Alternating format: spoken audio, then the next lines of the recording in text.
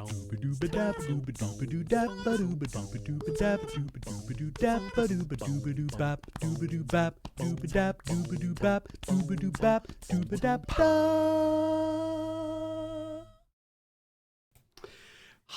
everybody!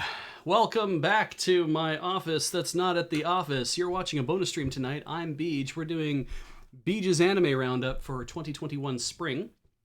I am very pleased to see you. I also want to say hi to everybody who joined in the raid. Hi, Voxy. Thank you so much. Probably didn't expect this is what I'm doing though. Hope you like anime, or hope your people there like anime. This is a thing I do every 3 months. I go over what I finished watching in the season. So this one will be 2021 for spring. And then after that, we'll take multiple breaks throughout the whole thing. And then after that, we're going to talk about what's coming up in summer that I'm excited for. If you are seeing this for the first time, we're Loading Ready Run. We're an online comedy troupe. This isn't a comedic thing. This is going to be just me chatting a whole bunch. But normally we do a lot of comedy and a lot of video game streaming. And if you are interested in helping to support us, obviously everybody on Twitch, I'll thank you all later at the end of the stream. Anybody who wants to or is watching this on our YouTube channel, you can go to the main channel, youtube.com/loadingreadyrun, and you can, like, subscribe, whatever. But you can also join the YouTube memberships. That is a way to financially support the channel. Gives you the opportunity to also ask questions during our monthly Askler podcasts. And what else do we have? There's the Patreon. Yes, I'm seeing it even in the chat. 2,600 people currently in on our Patreon. Thank you so much to all of you who are doing that. And if you're interested in helping to support us, patreon.com/loadingreadyrun is a great place to go do that. Now, you'll be like, wow, you guys are actually admitting how much money you're making per month. Yes, because we figure you would like to know that. But that's also helping to support a ton of different people. That's like 13 employees, and then seems like a dozen other contractors, like doing little work here and there and stuff too. It's just a whole bunch of stuff to a whole bunch of people to pay, because that's for food and rent, and we also have a moon base that we stream from and do work from time to time as well. So all that costs money, and we really appreciate that all of you are helping to make this a thing, that it's all provided for you by you, essentially, except that we're the ones still making it. But you're the ones who are helping to help us make it. You can also go to the store.loadingreadyrun.com. That's where all of our merchandise is. I believe there's still some Roadquest water bottles in stock, I think. There's still also the Lure Pride shirts. If you're still celebrating Pride, as well you should. Our Lure Pride shirts are just a year-round thing. You can always buy one of those. And there's a bunch of other t-shirts, a bunch of other playmats, like the Ag the Fisty playmat. There's a bunch of other drinking vessels, and there's our tabletop rolling trays made by Wormwood. There's the dice vaults made by Wormwood. There's just a ton of stuff. So I invite you to go check that out, see if there's anything you like and purchase. Unfortunately, if you are from the UK or from the EU, we've had to suspend purchases because we can't currently ship there. I am still working that stuff out. So I hope that all of you have managed to get stuff so far that you want. We will work this out, and we will find a solution for you soon. Or rather, as soon as can possibly be done. Okay. My neck and shoulders hurt. And that's not a metaphor for anything. That's not like I have the weight of the anime world bearing down on me. No, I just literally slept funny last night, and now the whole trapezius area, upper traps, that whole area, I guess the traps don't go that low, but them traps are a lot. It's stiff pain, and I'm not enjoying it. You know what I'm gonna do? You can see all of my room. How about if we just get a little bit closer, chat, and we just kind of lean into each other a little bit? I should have corrected all of this stuff a little bit earlier, but I forgot to do it. Oh well. Let's get right on to the talking of anime, because man, are we going to be here for a while. Is it right or left?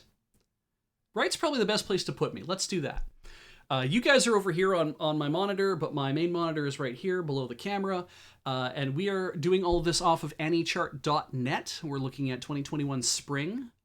This interface is the really blown up interface. I just, blew it up to fill my screen. But their main interface, let me just show you what that's like. You can really zoom out if you want to, but their main interface is great. I just zoom it in so that we can actually look at everything all together. And this is, I guess, their more responsive thing. So let's talk about 86. Didn't watch it. All right, let's talk about Bakugan Geogan Raizingu. Didn't watch it. Let's talk about Bakuten. Didn't watch it. Let's talk about Battle Atlates Daiundokai Restart. I didn't watch that either. There's probably a lot that I didn't watch, and we might fly through a lot of this stuff. This is funny because I don't know if this is a remake. It says Restart, so it might be a remake of the original Battle Atletis. But yeah, I didn't watch that. Wasn't interested in that. Bishonen Tanteiden. Pretty Boy Detective Club. No, I did not watch that either. Blue Reflection Ray, didn't watch that. Boku no Hero Academia, I have not watched any of this, and I know people really like it. Great. I bounced off it in the manga, and then tried to watch it in the anime, and bounced off it as well, and I was just like, not my thing. It is not my thing. I'm glad it is other people's things. I'm glad it is making a ton of money for people out there, sure, too. Great, awesome, but not me. Card Fight, Vanguard, Overdress. Nope. In this neck of the woods, we don't overdress. It's too hot for that. Cestus the Roman Fighter. So this is interesting.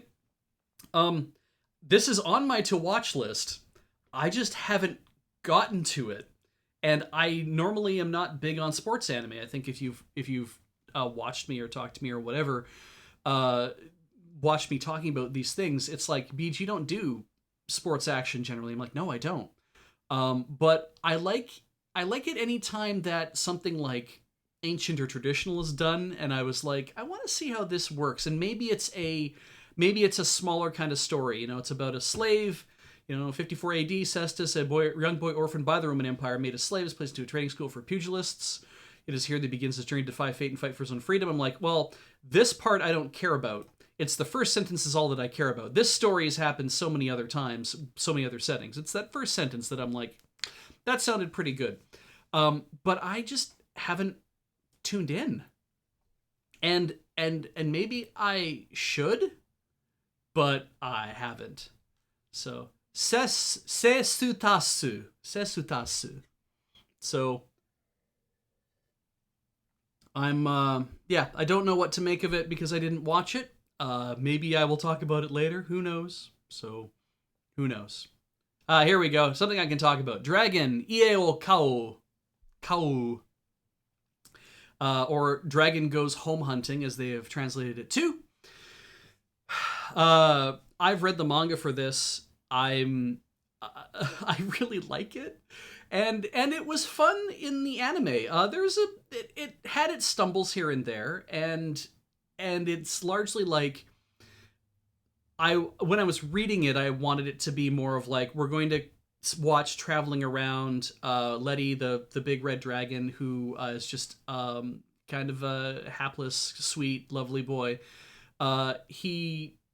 He's not a great dragon, right? He can't fly. He can't he can't breathe fire. He can't do all the things. He's just kind of afraid of people, and it makes sense because everyone's hunting for him.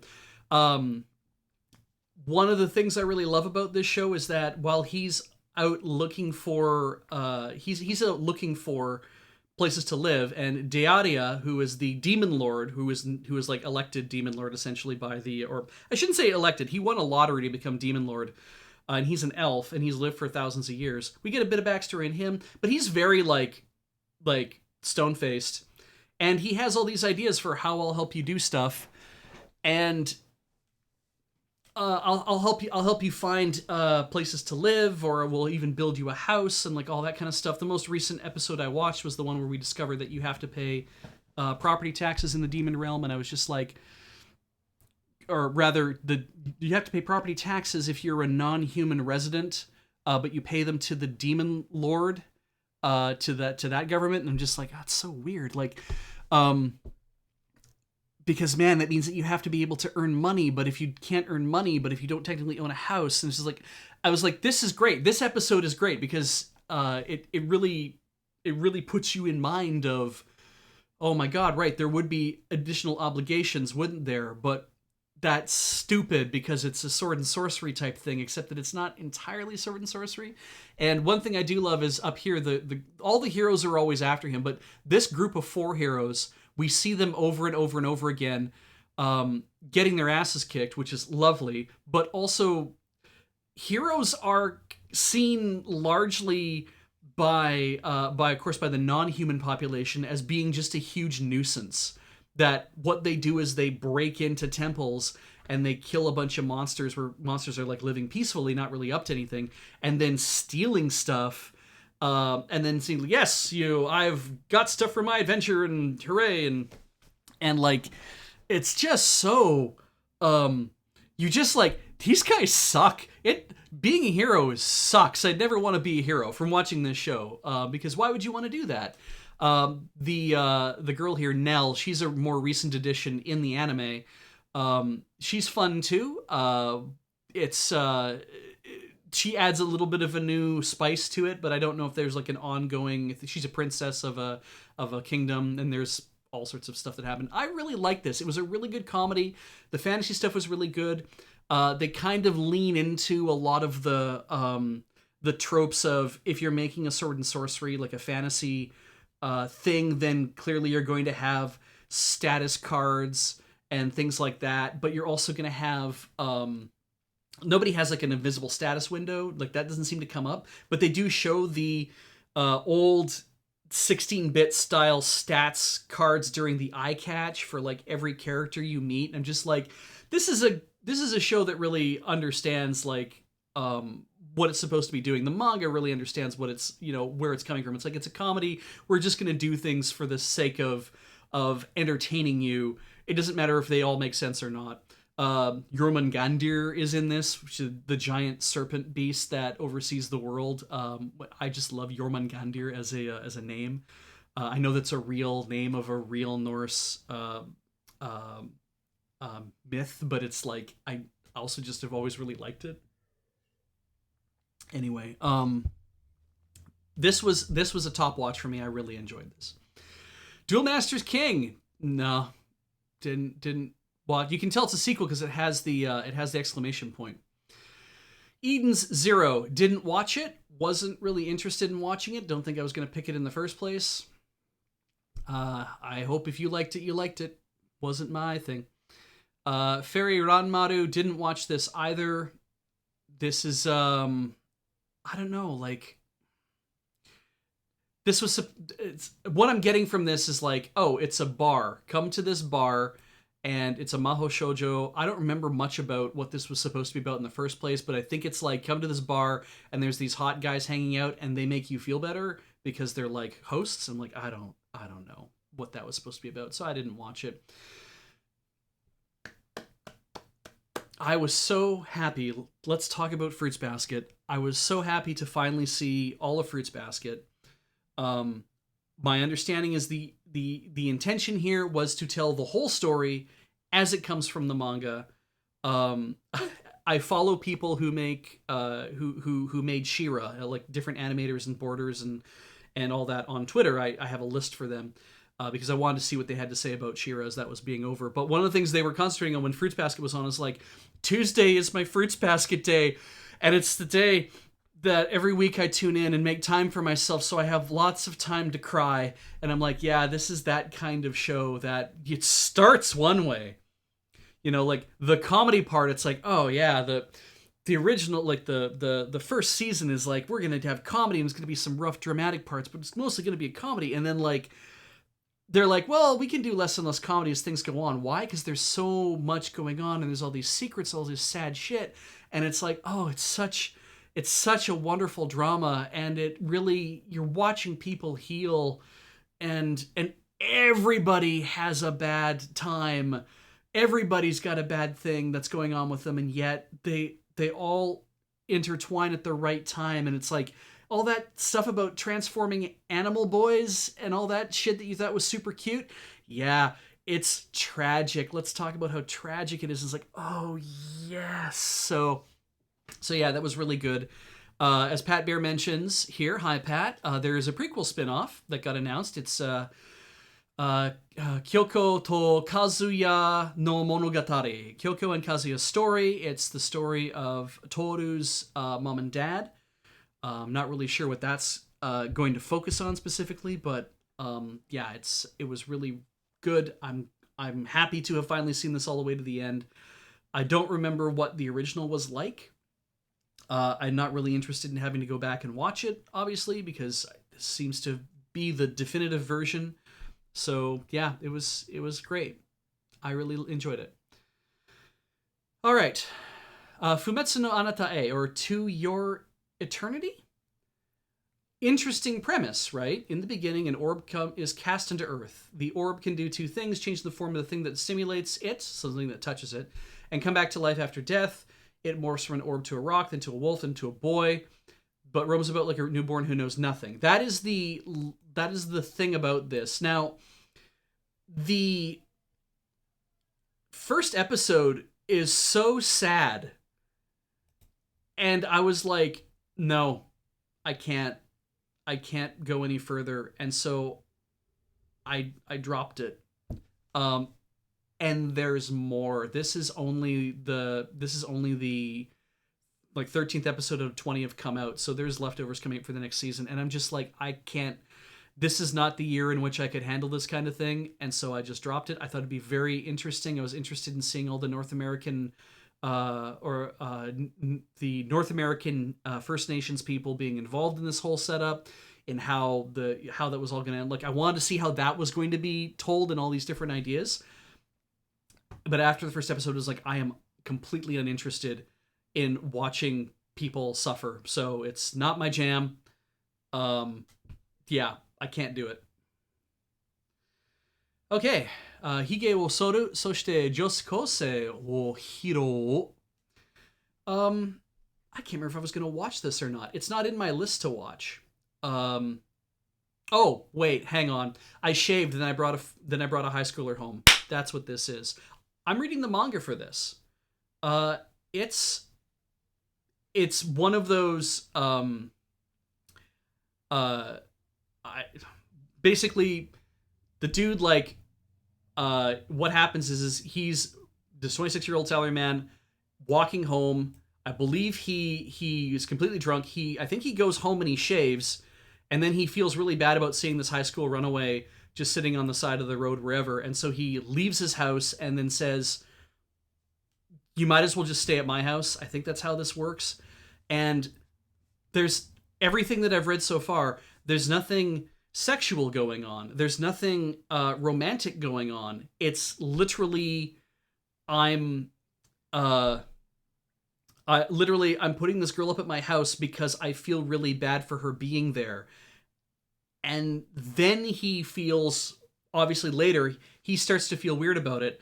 And Sayu is also like, okay, well, I'm at this guy's house, so I guess that means I have to sleep with him. And so when she makes some offers, he's like, no, that's not what I want. I'm not interested in any of this at all. It's one of those, like, you know, the stand-up guy kind of doing a thing. And I'm like, okay, good. I'm glad you told the story of a stand-up guy. That's good. And this girl who's lost. But it's also really tracks this kind of like weird pseudo-exploitative, you know, thing. And I was like, I was reading it because I wanted to see, you know, where does this go? Because it is such a provocative title.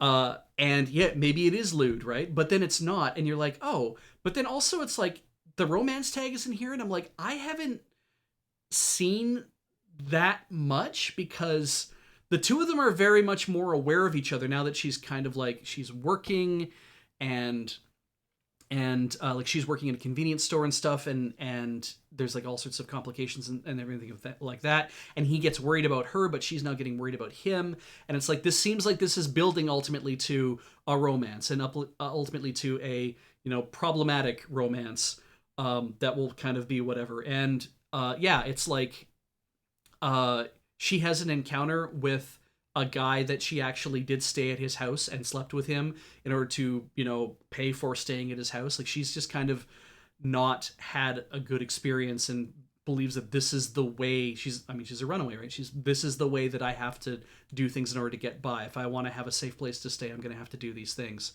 And so running into Yoshida, she doesn't get why the men that she's trying to stay with are saying like he's saying, no, we don't have, that's not what this is about, and that's not what this should ever be about. Adults are supposed to take care of you. They're not supposed to exploit you like that. So, good guy Yoshida, but still weird situation. Anyway, but I didn't watch it because I'm like, I think I would just prefer the manga. I'll just read the manga for this. If I don't know if the anime would really be my style or not, so I just was like, whatever, we'll just get beyond that. Ijiranai de Nagatoro-san, or please leave me alone, Nagatoro, or don't toy with me, Miss Nagatoro. I'm reading the manga for this basically because it was recommended on the Something Awful. It's like, please don't bully me, Nagatoro. It's, I think, the better translation, because don't toy with me is like, that seems very like, oh, she's being precocious and coy and whatever. No, she's straight up bullying him because she knows that he's really weak to it and he doesn't know how to tell a girl to leave him the hell alone and stop teasing him and stop bothering him. He can't really bring himself to do it because he's kind of a feckless sheep of a man, right? That kind of thing. He just wants to be left alone is really the thing. There's nothing wrong with that. And when you watch her in the beginning, it's like, yeah, she really just sucks. I don't like, she should leave him alone. It sucks. You have to be willing to watch 5 or 6 episodes of this to start to see how there's this weird power dynamic and how she can't like leave him alone because she really wants to, be sadistic, and it's just like, and that he's kind of okay with that because he kind of likes her, but he's not okay with being teased, but he's not okay with her not being around, but she doesn't want to admit that she likes him. And yeah, it's a very complicated story. I'm like, this sounds like this is dumb. I'm going to read a chapter or 2 of this. And I read because there's 10 chapters at the time. I'm like, this is actually kind of cute. But man, the beginning sucks because I hate being teased. And just like watching this happen, I'm like, I just grind my teeth. But then as you watch the relationship develop, it's like, this is going to be a very hard thing to talk about to people in the future. But it's more fun to watch her friends come around and try to tease him because they're like, oh, look, Nagatoro got a new toy. That means it's our toy. We can play with it too. And she is fiercely, fiercely defensive of him and trying to keep them away from teasing him because it's like, no, this is my toy. You can't have him, which kind of grows into this thing of he's my whatever he is. And so stop doing this thing because I only get to do it because I've decided it's mine. So it's like, yeah, it's a really wild relationship. So anyway, let's talk about Isekai. No, it's the second season of a thing that I didn't watch. So no, I didn't watch Isekai Mao to Shokan Shoujo no Dore Majutsu Omega. So yeah, we can move on past that. Tezuka Productions, Cool. Kyukoku Shinka Shita Full Dive RPG ga Genjitsu Yori no Kusuge Dattara. This one, I think we were talking about it last time. I thought this was a different one that it was, and so I decided not to watch it. So I didn't watch it. All right. Mairimashita Iruma-kun 2, a second season of a thing I didn't watch. I know this is a popular manga, apparently. A lot of people seem to like this. But I wasn't really into the whole demons and stuff. So, yeah, I didn't watch the first one. I haven't been reading the manga, so I didn't watch the first one, which meant I didn't watch the second one. Mars Red. No, this kind of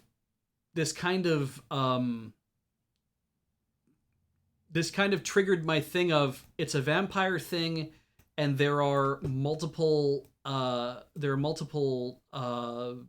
nouns in it that are new invented words, and there's also an S-class thing, and I was just like, oh, cool. I think I'm going to bounce off this. The vampire thing's usually the first thing that just kind of gets me to go, so I didn't watch Mars Red. which is a thing. It's like, well, it's 1923 Japan. That could be kind of interesting, but I also start to wonder sometimes, especially when it's 1923 Japan and it's a government focused story and these people work in the government, and sometimes I wonder if largely what we're going to get is very right-wing nationalist. If only we had done things a little bit differently, that then we would be in charge and on top, and wouldn't it be great if we could just throw anybody who's liberal and progressive out the window and actually go back to our imperialist nature? Like, there are a lot of people in Japan who think that, right? And sometimes I wonder if that creeps its way into media in a lot of different ways, and I'm like, yeah, so I'm generally not interested in those types of stories. So we move on. Mashiro no Oto. Okay. Sawamura Matsugoro is a shamisen player of legendary talent. He's not in this picture. His grandson, though, Sadamura Setsu, is in the picture. And it's interesting because they say he lost his ability to play, which isn't entirely true. What happened was his grandfather died, and on his deathbed said to Setsu, "You're still trying to steal my sound. After I die, I'm forbidding you from playing until you figure out what your sound is." And I was like, oh, yes. Yes. This is about a guy who wants to get better at doing a thing. And like at music especially. And I love shamisen music. So he's going to have to like travel around and learn how to do things. And he's going to have to he goes to Tokyo, and when he gets there, he meets this woman who's older than him and works at a club. And gets him got him a gig to play as his warm-up act, and he's amazing, and so they record the show, and he goes back to stay at her place, and because she just broke up with her boyfriend who was in the band that he was the opening act for, and I'm like, oh yeah, this rules. Yes, this is what I want. I want the story of this kid who's like 17 years old. He's just trying to discover his thing, but he learns how to play. And I'm like, oh yeah, this is gonna be so good. And there's a brand new high school shamisen club, and he has to go to high school, and then he has to play in the high school shamisen club, and then he has to play in the brand new, invented just for him, high school shamisen player tournament, and he has to place really well because his mother's a complete jerk to him, but she's the one who runs the thing, and that means that he has to do incredibly well, and she is mean to him, and he doesn't know what he's supposed to do, but then he leans into the fact that all the power of friendship he gained from playing with his friends in a group thing means that he has to play this other way that he likes to play himself instead of his fucking sucked! It was so good in the beginning, and the music is great, and yet, man, did they drop the ball, because, and I'm assuming it's based on a manga. Yes, okay, source is manga, and I'm just like, someone had a great idea, and they started drawing chapters of it, and they went to whoever the hell publishes this, is like, I want to make this thing, and the editor's like, yeah, you know what? You know what'd be great is a story about a high school student who plays music, but he doesn't do it because he needs to win a fucking tournament. He's gonna do it because he wants to learn how to get better with it, and he wants to learn how to improve his skills, and he has a thing he wants to do, and yet I bet either a new editor came along or some other editor talked to the first editor and said, okay, but then what if we made up a high school competition for him to be in, because that's what all the other manga do, so you can tell who's better, is that whoever's standing in front of the other person with the slightly larger trophy that's a different color, therefore we have a ranking for who's good and who isn't, and God damn it, do I hate that. It makes me so mad whenever I see that kind of horseshit where I'm like, because when I was in high school, I took private lessons for saxophone. I play the tenor saxophone. I'm reasonably okay at it, in fact. I was probably high school good. I wasn't high school great, but I was high school good. I was in the concert band. I was in the jazz band. And for years I was doing this. I was taking private lessons. I was in the private chamber quartet that my saxophone teacher ran, because he's like, I think it'd be great to have a junior quartet with everybody who was like in high school or younger, and I'll put you guys in that, and we'll go do things and whatever. And you know what? The only time I ever was in competitions was in part of my concert band. That was the only time we were in a competition. And that was once a year for the Rotary competitions, and that was it. And largely we were like, sure, we'll go and we'll play these things. And not really anybody cared that much. That we were like, it'd be fun to win, it'd be fun to do great. But largely we were like, no, as long as we're enjoying playing our instruments, as long as we're getting better as we're doing it, as long as we're improving the quality of our music, improving the sound, improving playing together with each other, as long as when I'm playing on my own, as long as when I'm doing these things, that I'm enjoying the music and I'm getting better at it, why do I have to compete with so many other people? They literally say here that this guy was a shamisen player's legendary talent. You know how he did it? He didn't do it by entering tournaments, and he didn't do it by training under masters. How he did it was the way that shamisen players used to do it, which was traveling the countryside and learning to play and getting better because you played a lot. Like how a lot of bands do that these days, right? Where it's like, I took private lessons on how to play guitar, how to play bass or whatever, but then I started playing a lot and I started working with other people and we started getting better as a band and doing that kind of thing. And I'm like, this dude's grandfather found his sound because he traveled Japan and he underwent like privation, and he didn't have a lot of money, but he just learned how to get better. And I'm like, it is such a shitty way to do that you kind of applied yourself to the process of doing that to becoming good. But the fact that he became legendary in that method, and then Setsu at the end of the tournament runs into a guy who says, you could be a lot better than this if you only had proper training. And I'm like, you basically pissed all over the dude who learned how to be legendary by saying you'd only be better if you got proper training and learned how to do things this way. And I agree that when you are trained on how to do something and you're trained well and you practice and you put in the effort and you put in the practice and you listen to what teachers are telling you and you try to bring that into yourself and you work with your teacher to make that stuff happen, I agree that that's a way to get better faster. That's a way to improve. I still play my D chord reversed on guitar because I do not have formal guitar training. I play it reversed than the way it says in the book to play it. Because I just like, I can do this.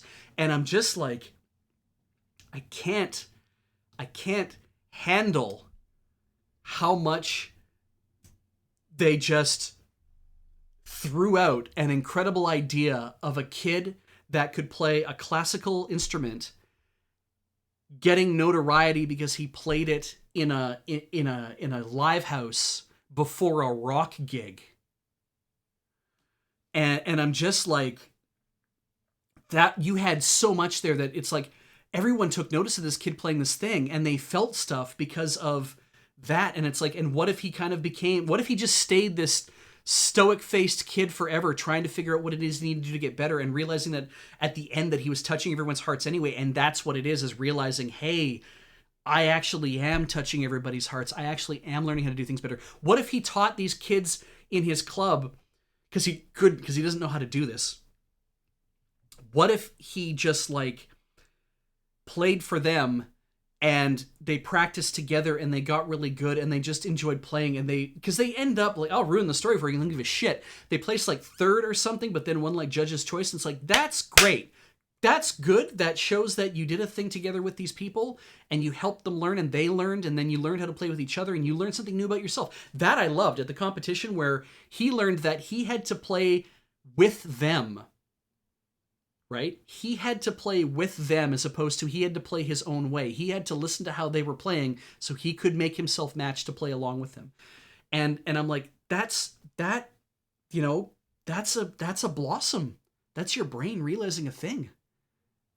And I was just like, those are the good moments.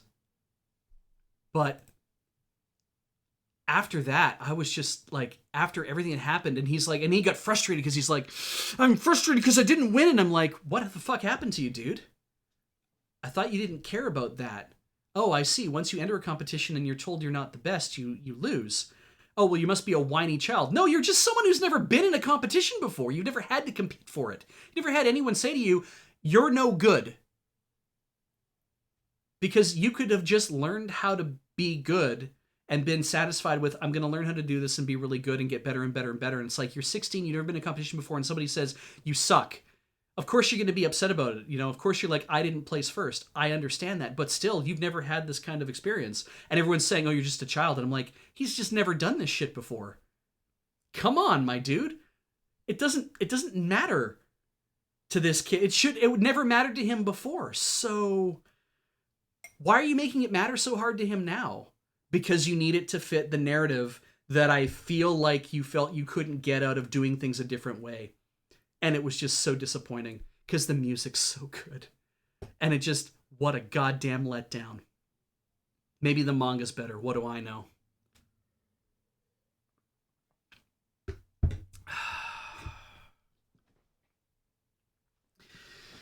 Moving on. Mazika Party. Didn't watch that. It's a franchise of some sort, looks like. I don't know what it's about. But uninterested, didn't watch it. Mucal Dreamy Mix. This is, believes to be it's a kid's show. Didn't watch that. Motto Majime ni Fumajime Kaiketsu Zorori second season. Sequel to a thing I didn't watch. Nomad Megalobox 2. I need to watch Megalobox. So I didn't watch this, but I kind of do want to watch it at some point. I do want to see what everything has to do with things, so at some point I'll get to it. Okay. Odd Taxi. Odo Taxi. I really liked this, and it surprised me because I didn't know what to make of it. And this isn't the Beastars. This isn't that kind of thing. It's all anthropomorphized animals and stuff. I really liked this, and it did. It surprised me multiple times. It felt so good to watch. It's enough of a story, like his original sources, right? And I'm just like, it's enough of a story. There are all these characters, and it's a lot of characters, and you'll learn who they are and how they interact with each other over time. And this is going to suck for me to say, the first 3 or 4 episodes are going to make you feel like, what am I watching? Why is this happening? What does any of this matter? And maybe that'll just lose you. I just kept watching it because I was like, well, another one of these is out, and there's something here. There's a nugget of something that's bugging me, and I don't understand what it is. And then when I saw more of it, and when I got to like episode 8, I was like, I gotta watch the rest of this. I have to watch the rest. Like, I was compelled. It was like when I was done an episode, I was like, no, why don't I have more of this? I can't wait until the next one comes out. And that's weird that a series will do that to me so late in the series that I'll be like, that's the one I want to watch every week. It's the one that I can't wait to get to. But it's also the one where I'm like, I better have a buffer or something to do in case this takes a turn I don't like. But it is a very slow-paced show. It definitely wants to take its time. And I think they really made it click as a mystery and as a kind of a psychological thing. And it's just... Yeah, Aminter points out it's interconnected stories. It's like, yeah, there's a mystery going on.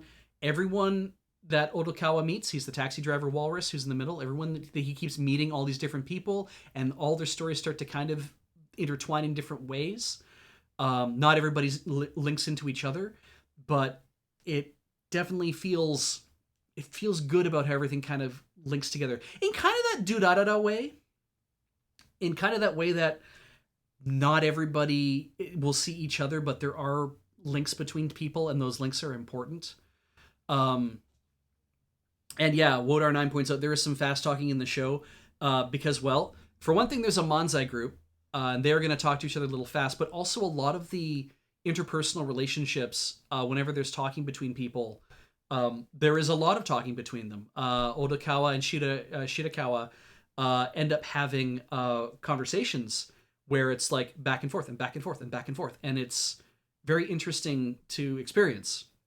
The rapport they build up with each other, very Aaron Sorkin in that way of how they kind of do this back and forth. I did not know that the 2 cops were an actual Manzai duo. The 2 cops in this are the 2 that are down here, Little Daimon and Big Daimon. They're twins. Younger brother, older brother, but they're actually twins. So it was really good.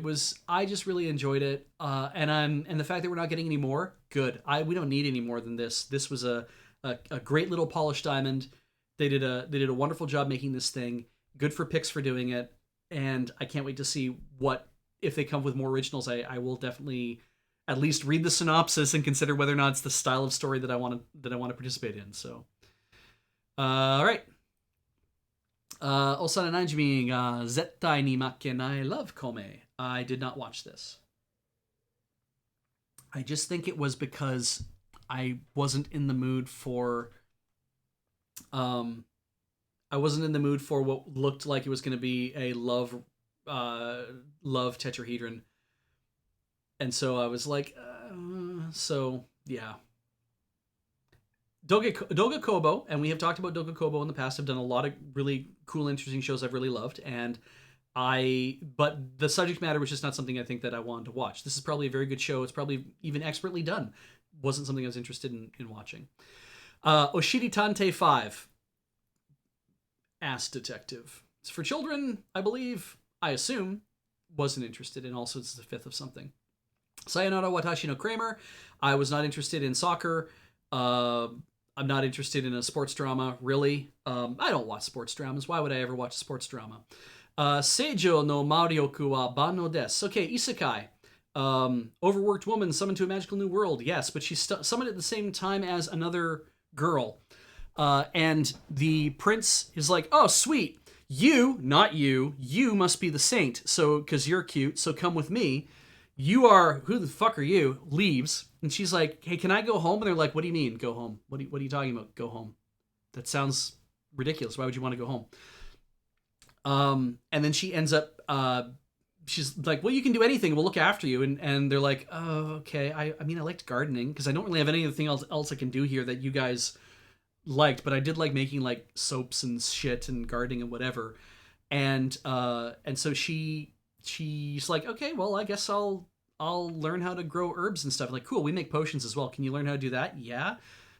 She makes some potions. They're like, your potions are actually more effective than ours. Why is that? I don't know. It's real weird that because you'd have to have magical powers for that to be true. It's like, do I? It looks like you do have magical powers. Well, let's talk about that. It's very slow. It's so slow. And it's cute because it's clearly set up. Like when you look at it, it's like a light novel, right? And I'm like, it's clearly, look at all these handsome boys. Oh, there's a bunch of handsome boys, and all the handsome boys are kind of interested in her in different ways.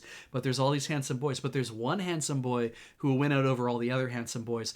But if this was an otome game, it wouldn't be entirely clear as to who the real handsome boy is going to be. They really lean into the handsome boys. So I thought that was very funny. And because she doesn't run into anybody who's like an interesting guy, like the Drevis-sama, who is the Grand Magus, who is not the love interest, but he is a handsome boy, but he is eccentric because he likes to study magic and he's very interested in Sei for all of her magic. Because it turns out, spoilers, she's actually the saint. The other girl isn't. Oh, what a fuck up the prince made. Anyway, so yeah, it's fun and it's real light and it is weirdly paced because it feels like they hold on spaces between dialogue a little too long for it to make any sense. So Wodar9 says, can we talk about how one-dimensional basically all the guys are in the show? They are. We don't get to explore any of the male characters that much. We don't get to learn other things about these other guys other than, you know, this is the knight commander of whatever. And what's he like? He's cute. He is a handsome man. They are all men and they are all handsome men, and he is a handsome man, and he looks at her with such love in his eyes.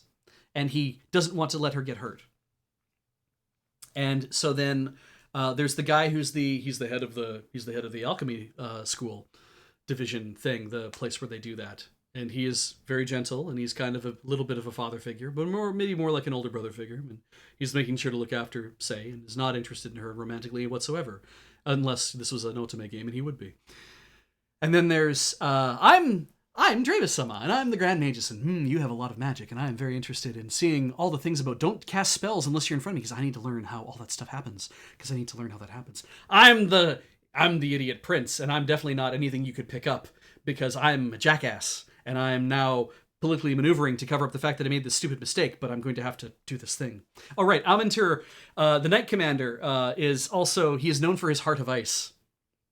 So the fact that the saint is slowly melting it is definitely a thing. It's fun, and that's what it is. It's light and fluffy and fun, and it was not challenging whatsoever. And I really liked the fact that it was light and fluffy and fun, not challenging whatsoever. And I just wish that it was edited a little tighter. But I know that if they did that and they tried to show it on TV, there'd be like 3 minutes of like missing per episode is what it feels like. So I liked it. I would watch it. Was it as good as Odd Taxi to me? In the beginning, no, but ultimately, in the beginning, Odd Taxi was not as good as this, but in the end, Odd Taxi was way better than this, but this is also a different kind of show, so I really enjoyed this. Sentuin Haken Shimas, was not really interested in this, so I did not watch it. Seven Knights Revolution, I did not watch that. Shadow's House. Now, I know people out there going to be like, why didn't you watch this? It's like, here, I just underlined the reason why. I'm circling it. You can see it down here. I don't like horror. I've never been a fan of it. And especially when it's horror, mystery, supernatural, even though it's slice of life and fantasy, like interesting that mixes in. A lot of people really love this manga. I have seen people on Something Awful talking about how much they love it and the multiple chapters they're into on it and how it's just really, really good. And I'm like, that's great. I love that people love this. And in fact, I love the treatment of this. The fact that it's like the idea of it, the home of a faceless clan that pretends to live like nobles and they express their emotions through living dolls. I'm like, this is really interesting. And there's lots of people who know about stuff. Oh, I'm seeing now the horror tag is a lie. It's just an ominous atmosphere. Oh, maybe I should watch this then.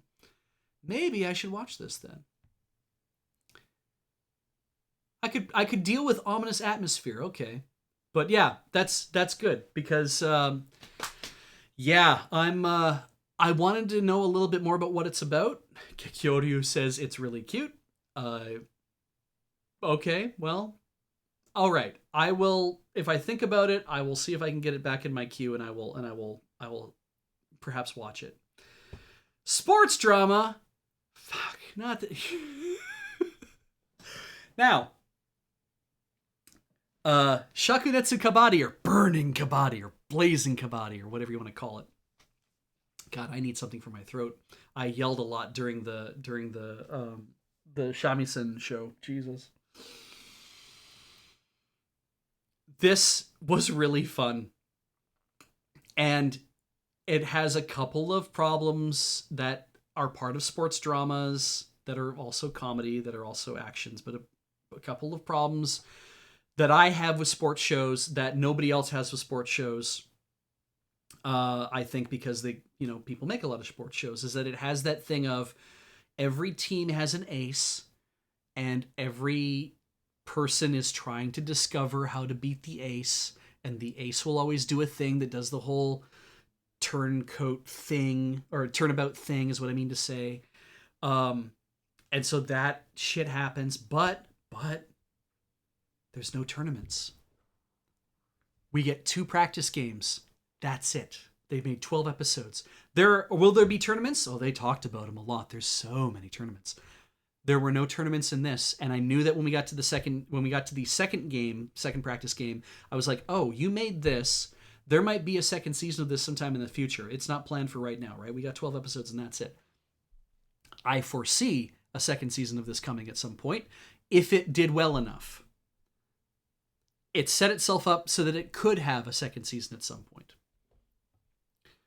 I don't care if it does. I don't know if I will watch the second season of this if it comes out. This was a beautiful gem. If you don't know what Kabaddi is and you want to learn a lot about Kabaddi and you have 12 episodes worth of time to devote to doing that, then watch this. We have had, Kabaddi has shown up in so much manga and anime over the last, couple, dozen years or whatever. I believe it comes up in Sket Dance. It's kind of loosely referenced in the Genesis game they play in Sket Dance, but I think it also comes up in Sket Dance proper. It comes up in Chio's School Road.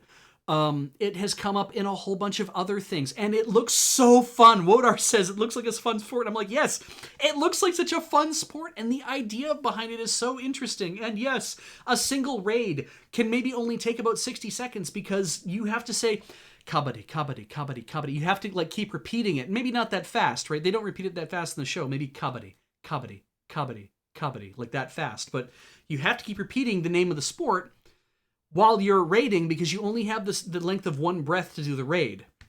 So you better be in shape. And yet they draw a raid out to be like 3 or 4 minutes long or 4 or 5 minutes long because they need to do all the I'm thinking this and he's thinking this and that guy's thinking this and that guy's thinking that. And yeah, it's so fun to watch, and all the like mental chess they're playing with each other, and the fact that everybody on the team has a different reason to be there and has a different thing they're good at, and it's fun. At least if nothing else, if you don't like sports anime generally, watch the first 3 episodes of this and then stop. Just stop. Watch 3, maybe watch 4, but watch the first 3 and just stop and be like, there, I've now received an introduction to how this sport is actually supposed to work. Very brief. We didn't go over everything because they try to save some things for later episodes so that you can feel like you're always learning something new about how it works. But yeah, I'd say do it. If you have any of the services, just spend 3 episodes. Just give it a shot. You might not watch all of it, and I don't care if you do, but I think it will be interesting to see this happen. Do people commonly play kabaddi in Japan? I don't know. They set it up that all these schools have teams, and that there are world teams that go play kabaddi at like world tournaments and stuff like that. It's never been made an Olympic sport. It totally could be. I hope at some point that somebody decides that we're going to make it a demonstration sport because it would be so amazing to watch. But it's a violent thing, and it's probably really hard to score as well because how it works is that when you touch somebody, that's when you enter the struggle because it's like they're going to try to tackle you, so there'll be a struggle. But it's like you have to try to touch somebody, but you can touch them with any part of your body, and if they touch you, that counts as entering the struggle as well. And you get a point if you make it back across your line for every person that you touched. And if somebody tries to tackle you and they hadn't touched you yet, that's an extra point for you kind of deal, right? So it's like all you have to do though is just brush them. And I'm like, the refs must have the hardest goddamn job in the world because you must have to like watch all sorts of sides to see who's getting touched, because trying to do it in the honor system when there's like a win or a loss at stake is so hard. And I mean, the honorable thing to do is to say, yes, this is happening. Like, yes, I got touched. But if a guy like lunges at you to touch you and he thinks he's touched you and you think that he hasn't touched you and then he starts running back, it's just going to start arguments. So you need to actually have ways of being able to tell. And I'm like, you could put all sorts of like, put people in outfits and like they do in fencing and stuff like that. I could totally see that. But yeah, it's wild. All right. Shaman King didn't watch the original. I think they made an original, yeah, but also wasn't really that interested in watching it, or even reading the manga or anything else. Just hasn't really been. I don't know. I look at the designs. I'm like I just bounced off of it. So Shinkansen Henkei Robo Shinkalai Z. I'm interested that the Transforming Shinkansen show did get another series because they made one series originally. I watched the first episode, like, this is great. It's fun, but I'm not going to watch any more of it. It's just fun to see like the Hayabusa, like the Hikari, the Nozomi, like whatever, all the Shinkansens turning into giant robots to fight things. I'm like, fun. But wasn't going to spend time watching it because I was just largely uninterested in watching it. All right. Slime taoshite 300年知らないうちに level max になってました. Everybody out there who's having a fit because of my accent, guess what language I don't speak fluently? Suraimu 300 years. I gave a whole bunch of different names to this to Oh, Blue Link is asking, is there an anime about Shinkansen transforming into robots? No, there's two anime about Shinkansen transforming into robots. Shinkansen Henkei Robo Shinkalion Z. There you go. Go look for it. I'm reading the manga for this. And it's fun because it's really, really light. It's super, super light. And I like it. I like the fact that the whole level max thing is something that's done pretty much in the first 3 minutes. It's like, let's just it's an isekai, but she ends up living 300 years, and that's when the story really gets started. You get like see the oh, I died, oh, I end up in whatever. I just want to live a quiet life. Cool. The goddess who reincarnates are like, also I'm gonna make you 17 years old because that's my favorite thing because that's my weird quirk. We never see the goddess again. And she's like, okay, so I'm living here. I'm an immortal witch. I live near on a house on a hill, and there's a village down below, and I'm just gonna go to the village every day. And man, there's a lot of slimes around here. I'm going to they're kind of coming at me. I'm gonna kill them and kind of keep them. Oh, I get money for this. Great. I'll just kind of keep doing that and forget about it and never check my level until one day, 300 years later, I show up at the Adventurers Guild, and now they really think about this. The woman running the Adventuring Guild, obviously, completely different woman. Why? Because it's been 300 years. And multiple people have gone living in this village. The village has gotten a little bit bigger over time, but multiple generations have gone past, and they all kind of know about the Witch on the Hill, but don't really know anything about the Witch on the Hill because it's been 300 years. Think about 300 years ago from now was the 1700s. It is a little weird to me, though, that 300 years of what's been going on in the village hasn't changed anything technologically. Like, I kind of hope that we would get a little more technical whatever. But, I mean, the difference between, 1000 AD and 1300 AD, not much change. So maybe there's that, right? 1400 to 1700, several things changed, but it wasn't an amazing fast whatever. It's just, still medieval fantasy whatever. It depends on how fast people are going to change over time, how much science is being done, all those kind of things, but it's fine. And this is just fun because they start on the day when the stuff actually has to happen. We don't have to watch 300 years of her life. We just have to watch the point at which her life exits its stasis and she starts meeting new people. And she makes this great little harem of girls to live around her. I don't think that she's gay. Or bi or anything. But she just starts, like, cute girls start showing up and she starts inviting them into her house to live, and that's what happens. And it's a lot of fun. It's very relaxing. I really enjoyed it. I'm glad. And the thing is, I forgot about this. And Heather was watching it, and she's like, I started watching this because somebody said things. And it's like, she's making a family is what I should really say. It's like, she's making a harem. It's like, well, she's really making a family is what she's making.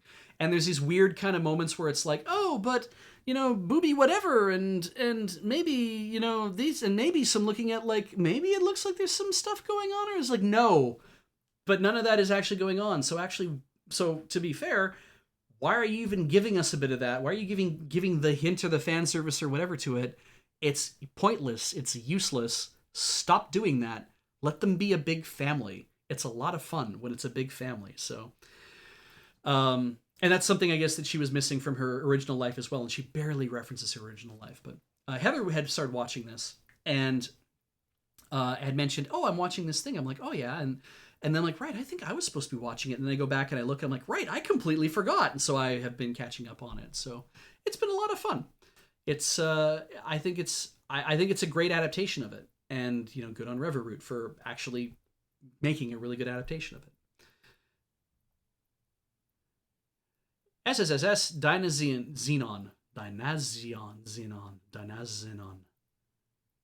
Yeah, even the hashtag doesn't tell me how to pronounce it. So, Dynazenon, a Trigger Show. Thought about watching this because I didn't watch Gridman. Ian really liked Gridman, and I kind of felt maybe I should watch Gridman because of the references to I guess Transformers there or something like that. There was like Gridman has references to like some other series, and I was like, I should maybe watch to see how they actually integrated things. But yeah, I didn't watch this either. I know it's not supposed to be Gridman. I don't think it's a sequel or anything. It's just probably part of this universe they're building, perhaps. I don't really know, but I didn't watch it. Subarashiki Kono Sekai, the animation. This is The World Ends With You. It is Twooey. It's the Reaper's game, but this is a DS game originally. When you might be like, oh, we've heard about these kind of things before. It's like, well, this is the animation of the DS game. I'd never played the DS game. Heather has. We watched about 7 or 8 episodes of it, and Heather's watching it with me now. I think she was watching it more with me because it's like I was interested in watching it. I believe she said she's lost interest because she's already played the game. One thing she did say to me the other day, and so I'm not telling tales of the school, is she's like, it's hard to watch this show when you know that there's a set number of episodes. Because the twist of the game is you actually don't know when things are going to start and stop. So when you know that, you go through the first 3 days, or your first 7 days happen in the first 3 episodes, it's like, oh, okay, well, he has to repeat the game. You know that. Because at this point, it's like, why is this happening? But I'm like, does that mean he gets to go back in time and start again? It's like, no, he just basically starts a new game. Oh, okay. And it's like, okay, but now you also know, based on how the structure of the episodes works, that when we get to the end point, at a certain point, it's like, okay, well, I know they're going to have to reboot this thing again and something else is going to happen as a result, because there's too many episodes. They can't just stop it at this episode, at episode 9 or whatever, episode 8, and say, aha, that's the whole series. Wah! Like, they can't do that kind of thing. I mean, you could, but that's not, when we know we're getting 12 episodes, you don't really have any way to, hide that. And she said it lost her interest because it's too predictable in that regard. And I'm feeling the same way.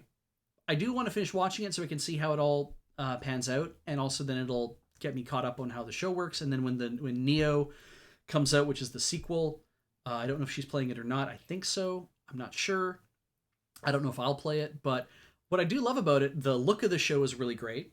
I feel like they really end up capturing a lot of that kind of funky graffiti feeling, whatever. And I'm like, I love the moments when they do, like, we're moving from this location to this location, right?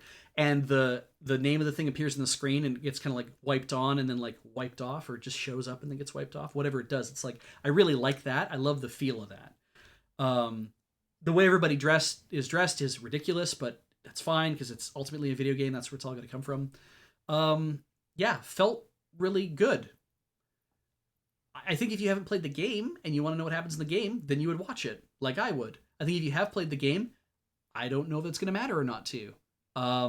Heather had a similar experience watching, I think, one of the Persona 4 animation, that she's like, all the interesting character development stuff happens in dungeons, but all the stuff they show in the anime seems to be all the stuff that doesn't happen in dungeons. She's like, I don't understand why that is. But all right, so we're going to take a break because I have to run ads. I'll be back in about 3 minutes, and we'll continue on with whatever's coming after Subarashiki Kono Sekai. And if you're following along on anychart.net for spring 2021, you're already going to know what that is because you can scroll down and see what it is. But me, I'm not going to show myself. I'm just going to go to commercial, and we'll see you in 3 minutes.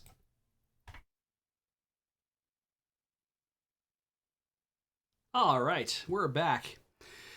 More of Beej's Anime Roundup for 2021 spring. We're still on spring. Rolling on. It's funny because you give yourself multiple hours for this. I'm like, this time I'm going to give myself 3 because I know it's going to take 3. But then I get scared because I'm like, is it actually going to take 3? Let's roll on. Oh, good. Okay. Okay. That might have sounded a little weird. Super Cub was okay. Okay. How am I going to start? I watched this. I really liked this show. I never owned a motorcycle when I was a kid. I did have a bicycle. I really like this. There is a romance to being a young person and having not just your own vehicle, but the kind of vehicle that goes 45 kilometers an hour. There's this...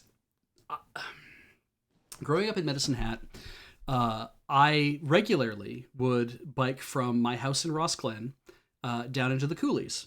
And we could go, if you wanted to look at the topology of the maps, you could see that to get from where we lived, which was up on one elevation, half of Medicine Hat is essentially down on what we called the flats. It was basically riverside stuff. And so down in that area, there's like a lot of parks. There's Strathcona Park and Police Point Park, and because I believe Police Point was where the original Northwest Mountain Police Detachment was around in that area.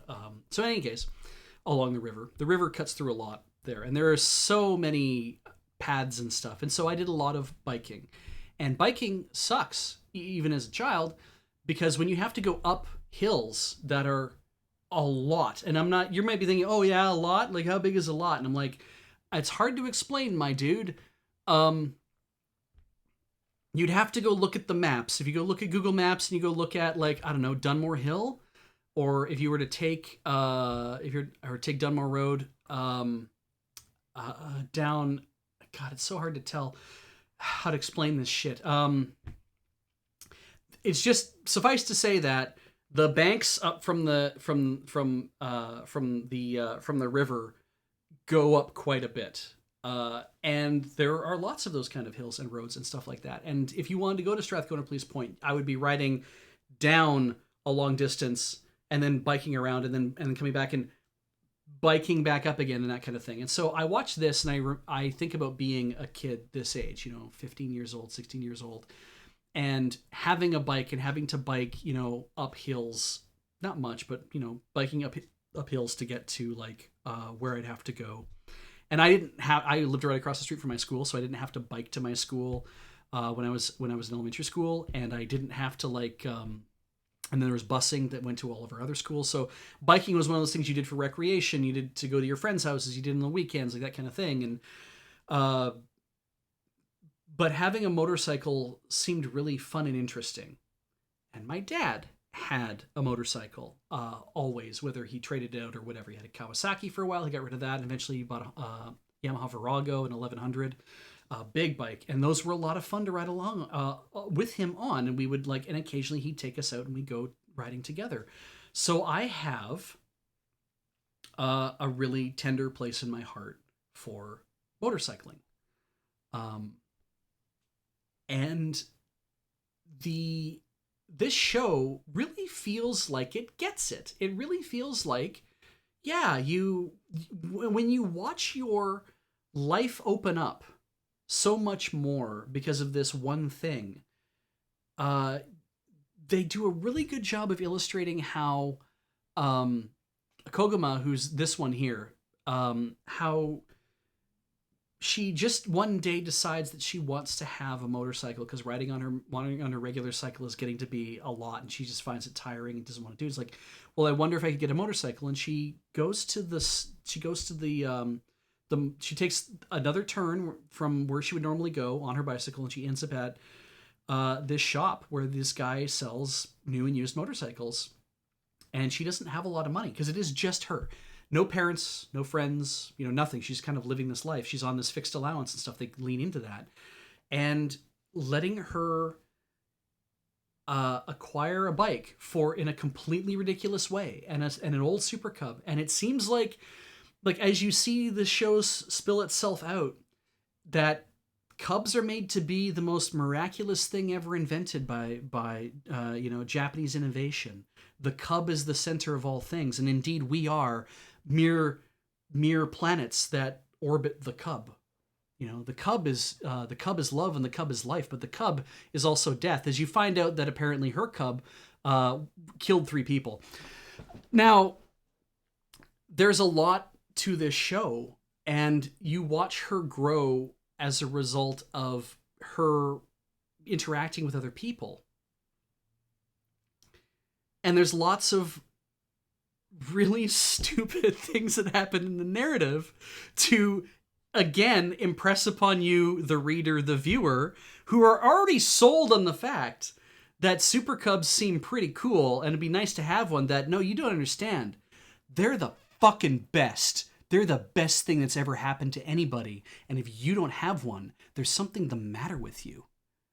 So it's there's so much that they that in the show about like, oh, we'll go borrow the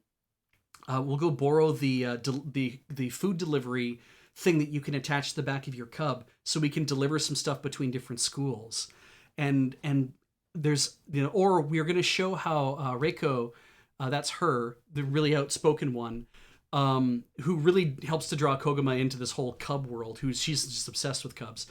She wants to learn to climb a mountain on her cub kind of deal. And it's really, really rough. Like, and it's just like, in the end, and again, the Honda Super Cub, it's made by Honda. And as Dark Morford points out in the chat, yes, Honda sponsored this. Of course they did. It would be ridiculous if they didn't. And it's really wild because you're like, this is a commercial. This whole thing is an incredible commercial for the Honda Super Cub. Fine. It's a light novel. Maybe it was a light novel before any of this other stuff. I don't care, whatever. The only real problem I had with this show, because it was entertaining stem to stern, the only real problem I had with the show was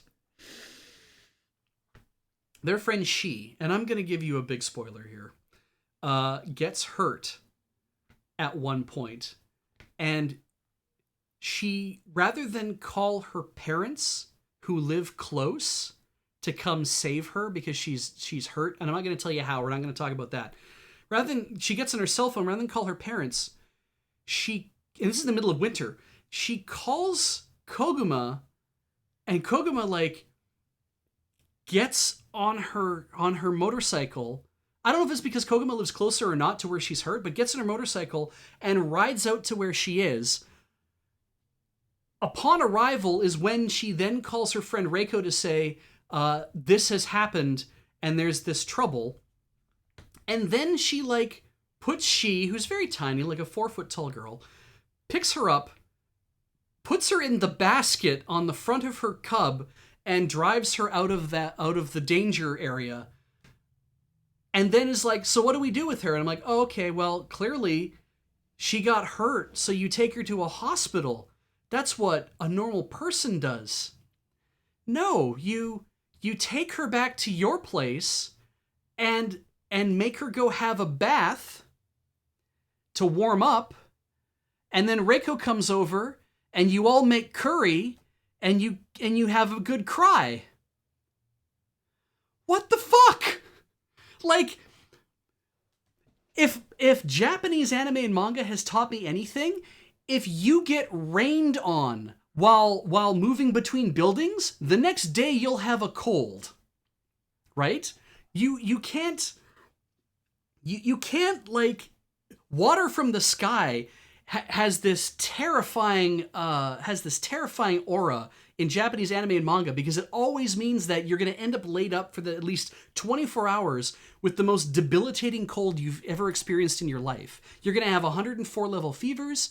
You're going to have to have gone to the hospital to get medication that's been ground into powder, and you have to have it that way. And it's just like, holy shit, I don't ever want to get rained on in Japan. But you can have hypothermia, and all you need is a good bath and some curry. I don't get it. I don't get how this...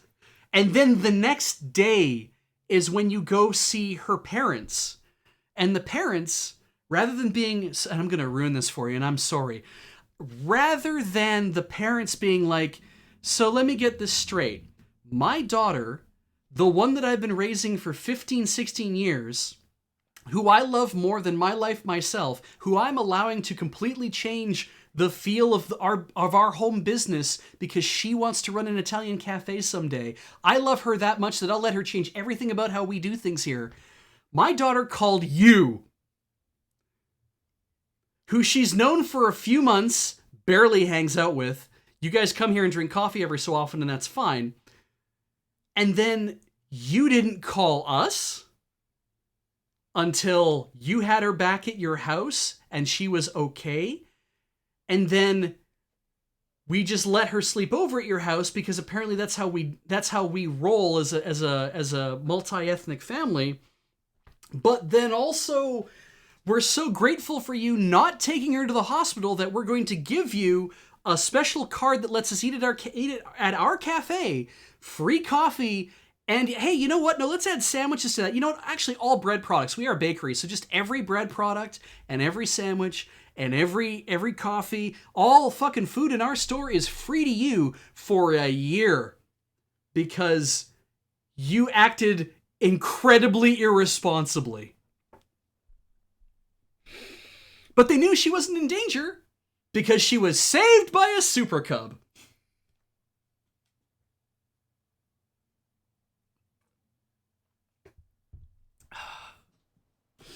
And I loved this show. It was so fun. It was so relaxing. It was a great experience. But holy shit. Wow. I will also echo what Dark Morford's saying in the chat. They use color and color saturation and different colors and whatnot, but the saturation of color is very muted in this show until dramatic points happen in the show to help you kind of feel more of what Koguma is feeling as well. What the girls themselves are all feeling is that stuff gets desaturated, stuff gets like oversaturated. It's a very unusual anime to watch in that regard because I've never seen a show play with color that much in what is essentially a very subtle way until it isn't, until they start to oversaturate to really give you a sense of how bright the world has become for these girls. You see color in a lot of more action-y shows. This is a very slice of life show that still uses it in a very gentle but very obvious way. And yeah, and great for them. I think Studio Kai did a great job adapting this. And if this is actually the light novel the way that it is, but yeah, I was like, those 2 episodes, I was like, I can't fucking handle that. But hey, when I was done, was I looking up how much a 2021 Super Cub costs and what they're like to ride and all that kind of stuff? I was. Would I buy one? Not in your life. If I'm going to buy anything, two-wheeled anything to get me from place to place, it's going to be electric. And if they ever make an electric Cub, I will maybe think about that. And, when I'm in my retirement age and it's time to get something like that, maybe I'll think about that. But for now, not going to do that. Heather used to ride motorcycles, and she does not want to go back to do that. Or at least that's the last time we talked. She's not interested in returning to that motorcycle life. And I'm like, that's fair. Right. Moving on.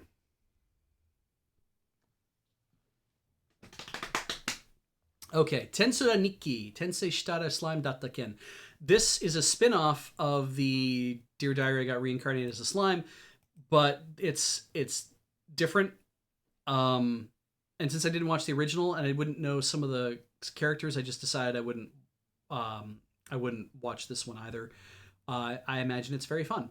I imagine it might even be an easy way into the series if you didn't watch the original. But like the Fate Stay Night cooking anime, but not my thing. So. Okay, Thunderbolt Fantasy. I don't know what it's about because there's nothing written here. I didn't watch it anyway. It is a sequel, so didn't watch it anyway. Tokyo Revengers. I did not watch this.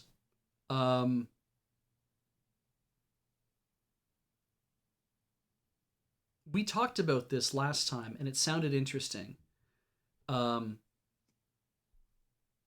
He travels back in time 12 years, and I was just like, I don't know.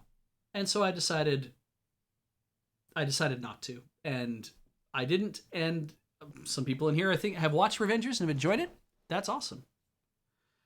Some people apparently have dropped it. Again, that's awesome. But was not my thing. Wait, hang on. Thunderbolt Fantasy's all puppets, so this is not what it looks like, except that it does kind of look like this because they're all puppets. Huh. I do like Bunraku, but I don't know. I don't think it's my jam. Vivi, Fluorite Eyes Song. I did not watch this. Yeah, I don't think I was interested in watching it beforehand. Sounds like a lot of people really liked it. That's cool. Vivi's okay. So wow, a lot of people saying this is the best anime of the season, sleeper of the season. It's great. See, now I'm hearing a lot of good things about it. Okay, yeah. Well, maybe I will add that along with Shadow's House. Maybe I will have a look at both of those things. At least give them the old 3-episode test, right? Remember when I used to do 4-episode tests when series were longer as well? But it's like, yeah, I know that everyone seems to have this thing is like 3 should be enough to get you into it. And I'm like, well, 3 was the magic number for Madoka Magica. If you watch 3 episodes, that show let you know exactly what it was about by episode 3, by the end of episode 3. You should have been like, what happened? And generally people did. Yokai Watch musical note. It's a sequel to Yokai Watch with an exclamation point. I didn't watch that. Yukoku no Moriarty Part 2. Didn't watch the first cour. Didn't watch the second cour. I think I'm just kind of burned out on all the Herlock Sholmes shit.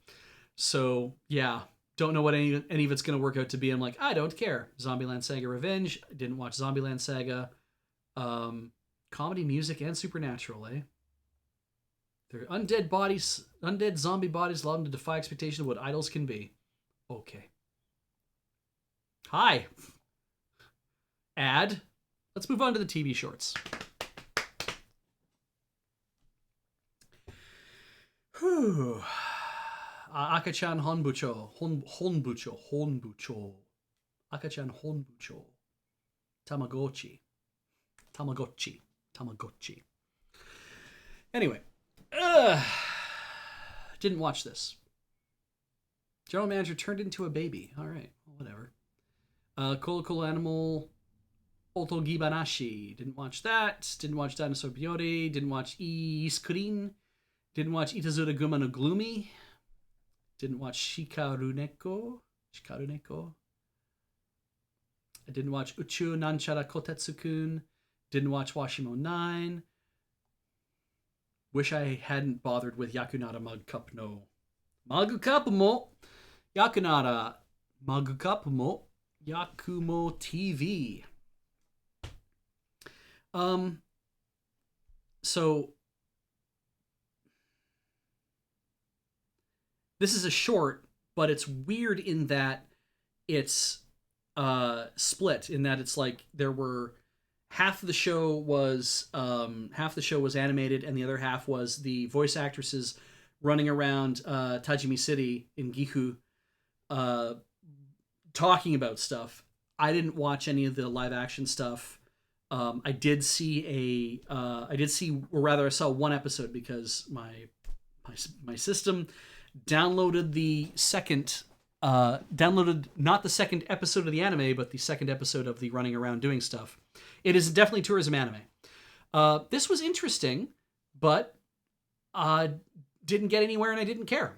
It was interesting, but didn't get anywhere that I was that interested in. I largely didn't care about the resolution of it. And so I was like, whatever. I guess I expected it to be a little more educational, or I guess instructive, maybe not educational, but a little more instructive about here's how you do things, like leaning into that a little bit more to talk about how it's hard to do these things, having the girls talk about, oh yeah, it's, like making a large plate, these things happen. And I don't know, I don't feel like there was enough of that. There was a lot of drama about how do I do these things. The later parts where she was learning how to glaze like her mother glazed, I was like, that's interesting and fun, and talks about the difficulty of doing glazes the right way and the amount of trial and error you have to do in trying to make anything in the first place. And I was like, that's nice. But I don't know. I just kind of, I watched it all. I watched all 12 episodes and just was like, okay, that was the thing. Yuki Yuna wa Yusha de Aru Churuto. I did not watch this to begin with, so I did not watch this now. Aikatsu Planet, didn't watch the original of that. Back Arrow, didn't watch that. These are all the leftovers from previous season. Back Arrow, didn't watch. Kintamani Dog, didn't watch. Kumo desu ka Nanika, I did watch this. I haven't watched the ending, I think. I don't know. My biggest problem with this series and show, and I feel bad about this, or maybe I shouldn't, I don't know. What I like about it is the Kumo part. I like the part where it's the girl is who is now a spider, is learning how to be a spider, and she spends all this time talking to herself and doing whatever. I have no idea how this is going to end. and also frankly don't care. The last couple episodes have just been me grinding my teeth at all the CG and just feeling like looking at the cheats. It's amazing. It's like, okay, how do we cheat this? Do we put them in full face helmets? No. We'll have the person talking facing away from the camera, so they'll be talking at the person who is their intended recipient of all the speeching that they're doing, the monologuing and shit. That way, all we have to do is pan sideways on the thing, and we can cut down on a lot of animation effort, so we can concentrate it more into the fast action parts, because we're gonna have to have those too. But we only have so much time to devote to whatever. So stop putting down lip flaps. Please only concentrate on making them fight each other. I would have it's like, fine, whatever. We can see the cheats. We understand how this stuff works. You only have so much money and time. That shit's gonna have to happen, right? So, here, and this is interesting. Gekyoryu says, I'm gonna take this as truth here. The CGI issues is because they outsourced animation and that pipeline broke down, and so they had to do it again from scratch in a week. So there you are. Because the CGI was incredibly noticeable. And I'm like, okay, well, if that's where you're at, that's where you're at. Pat, I am going to watch episode 24. I have not watched it yet, but I will watch it because I do want to see how this part ends. And I'm just like, I don't give a shit about everybody you can see in the picture. I only give a shit about the thing you can't see in this picture. It's the spider. And the only thing I can think about what's going on is, this is a time skip. There's a time skip involved here that I have not been made aware of. That's the only thing I can think, and I'm sure that when I watch episode 24, they'll either tell me that or they won't. Don't spoil it for me, because as far as I know right now, there is a time skip that has happened. There's two different stories happening at two different times, and these things interact in that way, and then we're going to have everything spelled out for us for why everything's gone to shit, and why the good guys are the bad guys, and the bad guys are the good guys. And still, the guys who are all assholes are still just all assholes because they're just all assholes. That's what they are, is they're assholes. So, yeah. I liked this in the beginning because it was fun. I expected I didn't expect it to turn into such a level grind fest. And even some of that was like, some of that was fun, some of that was not so fun. I don't know really what I wanted out of this series. I don't think I'm the intended audience for this series. And if you've liked it, awesome. If you like the manga or the light novel or the whatever, great. I don't think I was supposed to have watched this. So we'll roll on. Nanatsu no Taizai, I didn't watch any Nanatsu no Taizai, so I didn't watch that. Okashi na Sabaku no Sunatomaru, I didn't watch that. About cats who live in a desert made of sugar instead of sand. All right, let's talk about movies. Yamato got a compilation movie, but I didn't watch Yamato, and I definitely didn't watch that movie then. Bang Dream, I'm not a Bang Dream person, so I don't watch that. Eiga Daisuki Pompo-san, didn't. This is weird because it's like Joel Davidovich Pomponet, a talented movie producer who looks like a girl. Does that mean that Pompo's actually a boy? Is that what they're going on about here? I don't really get, so I didn't watch that though. Fate Grand Order, didn't watch. I don't do Fate, so that ain't my jam. Girls in Panzers, not my thing either. Gyoko no Nikuko-chan. Fortune favors Lady Nikuko. I think this could be fun. I like the design looking of it. It looks kind of that older Ghibli-ish thing. Studio 4 Degrees did it. They've done some interesting stuff. Yeah, maybe at some point I'll watch that. That could be fun. Healing Good Precure. Nope, don't do Precure. Journey. I've never played Journey, so I didn't actually watch this. I know it's not based on Journey. I largely don't care. This is Hathaway's. What is this? Hathaway's War? Hathaway's something or other. This is Gundam, and it is Hathaway's Senko.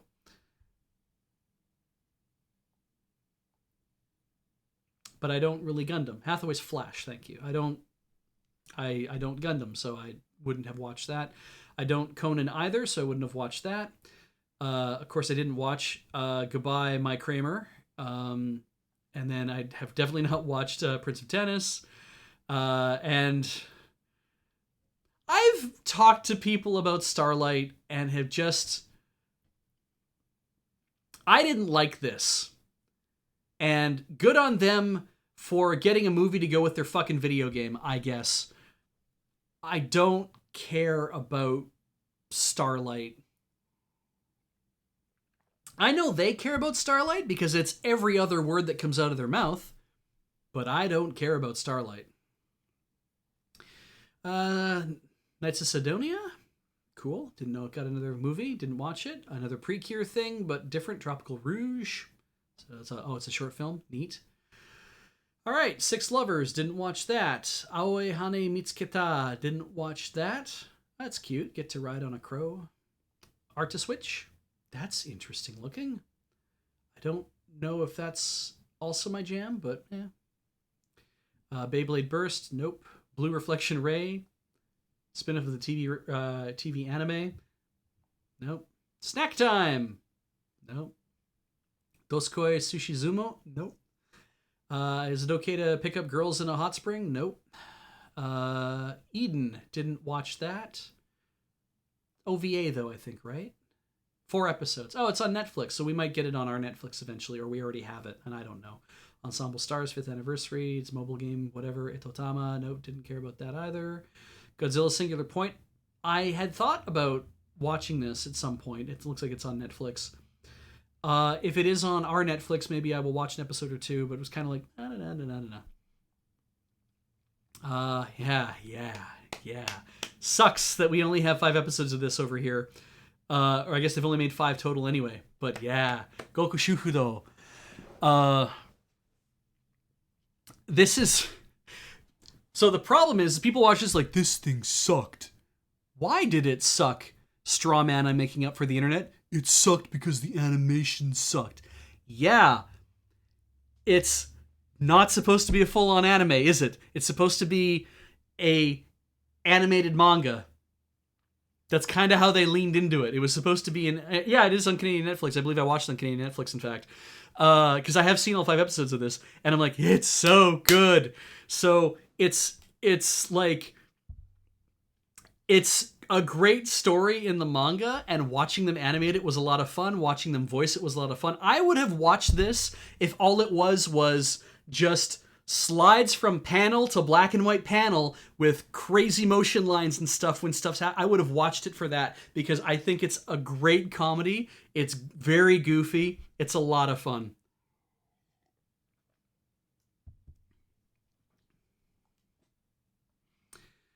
Hetalia World Stars. Not interested in Hetalia at all. Hololive Alternative teaser. I don't know why I would have watched that. Let's see here. Bakso. I didn't watch that. Didn't watch that. Didn't watch the unaired episodes of Tomozaki-kun because I kind of felt like I bounced off the actual show, but whatever. Jodan, the Princess of Snow and Blood. People were very interested in this. I think we talked about it earlier, and it was like, this sounds really interesting. But also, though, I was not into this. So, I just, the synopsis of it, I was just kind of like, I don't think this is going to be my jam. So if you watched it, people are interested in knowing, I mean, feel free to talk amongst yourselves. But yeah, I didn't watch it. I don't know anything about it. Yes. So this OVA, you want to talk disingenuous? This is a little disingenuous. It doesn't really quite set up what Darkness is. But it's the 2 chapters of Darkness, which were literally run as side chapters for Kaguya-sama. This is the Kaguya-sama OVA. And chapter 96 of the main series. You have to know what Turaboru Darkness is, I think, to get what the joke is for why Kaguya-sama Darkness is funny. Because it definitely is and I just read it. Actually, did you know there's a website where you can go to read just one website to go to read all of the Kaguya-sama manga that's currently out and being translated, regardless of where it's being posted. And I just found it the other day, and I read 150 chapters. I had to take breaks to do work and to do other things, but I binged that sucker. It was so good. I'm caught up to like 230 whatever now, but it's like I needed to see how things have been developing in this. The darkness thing refers to how, if I get this correctly, Toraburu was a series that this mangaka was doing. He had based one of the characters off of his wife, apparently. This is what I've heard. And then he was getting a divorce, and he decided to do Toraburu Darkness, I think around the same time, either because of that or not, where he basically put the girls in from his slightly ecchi comedy, whatever thing that he was doing, his weird romance, whatever, into a much darker, more explicit, but still not straight on hentai pornographic, but man, are we real close to that, manga instead, to really work through all of his issues with his now ex-wife. You know how that is? You know how you do that as a normal person, and then everybody fucking loves it because they're like, yes, I wanted to see all these characters drawn like this. Thank you for giving me pornography of the thing that you draw, and it's officially sanctioned, and yes, you can make a lot of money off of doing that, so let's do that. That's why the presence of this is funny, because the mangaka for this, Akasaka Aka, did not do anything of the sort. Gave us in the manga, I haven't seen the OVA yet, so I'm really waiting to do this, but in the manga, flashed a couple of fan servicey looking panels, but it's largely a discussion between between Shirogane and what's his name again? Izanami, I think, whatever. Between the two of them, finding a porn mag in the middle of a parking lot, and then having a conversation about it and trying to like understand what we do with this now that we're in this situation. So that's what the focus is on that one. The second one is about the girls coming back from the pool and having and needing to have a shower, because you come out of the pool, you need to take off your swimsuits and have a shower. So lots of focus on them in the shower, lathering up and steam and whatever else. Ishigami, thank you, Dark Morford. Except that there's so much soap and there's so much steam and there's what they call the Tyndall effect at one point. Everything is incredibly, like, it's over censored to the point you can't see anything at all. So it's like, it really makes me appreciate that the person who does the series is like, no, I like my characters so much that even though this is a seinen manga and it's a rom-com and a seinen manga, there is no way you're going to see nipples in this at all. We are going to have Ishigami mention the fact that, yeah, normally in a seinen manga, all the romantic comedies always have panty shots and nipples show up at some point. But this one manga has been around for years, and it's never, ever had any of that stuff happen, which is totally weird that they're getting away with it. But that means they're building to something, right? We're going to eventually see nipples, right? Basically being a stand-in for Kaguya-sama's manga itself, being in a seinen manga, being a romantic comedy, and having zero fan service whatsoever. So that meta commentary that I love.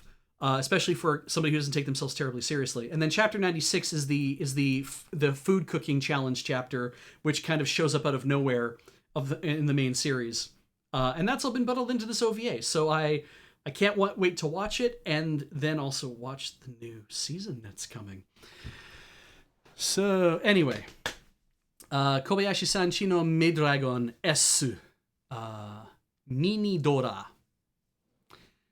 So if I can find these with subtitles, I don't know if the YouTube channel has the subtitles or not, but I am waiting for the July 7th premiere of the second season. I will totally go watch these little short animations because I liked the show. It was funny. It was cute. So I cannot wait to watch it. See, people saying they're on Crunchyroll, and I'm like, oh, you guys watch anime on Crunchyroll. Neat. Anyway, moving on. Koi to yobu ni wa kimochi warui.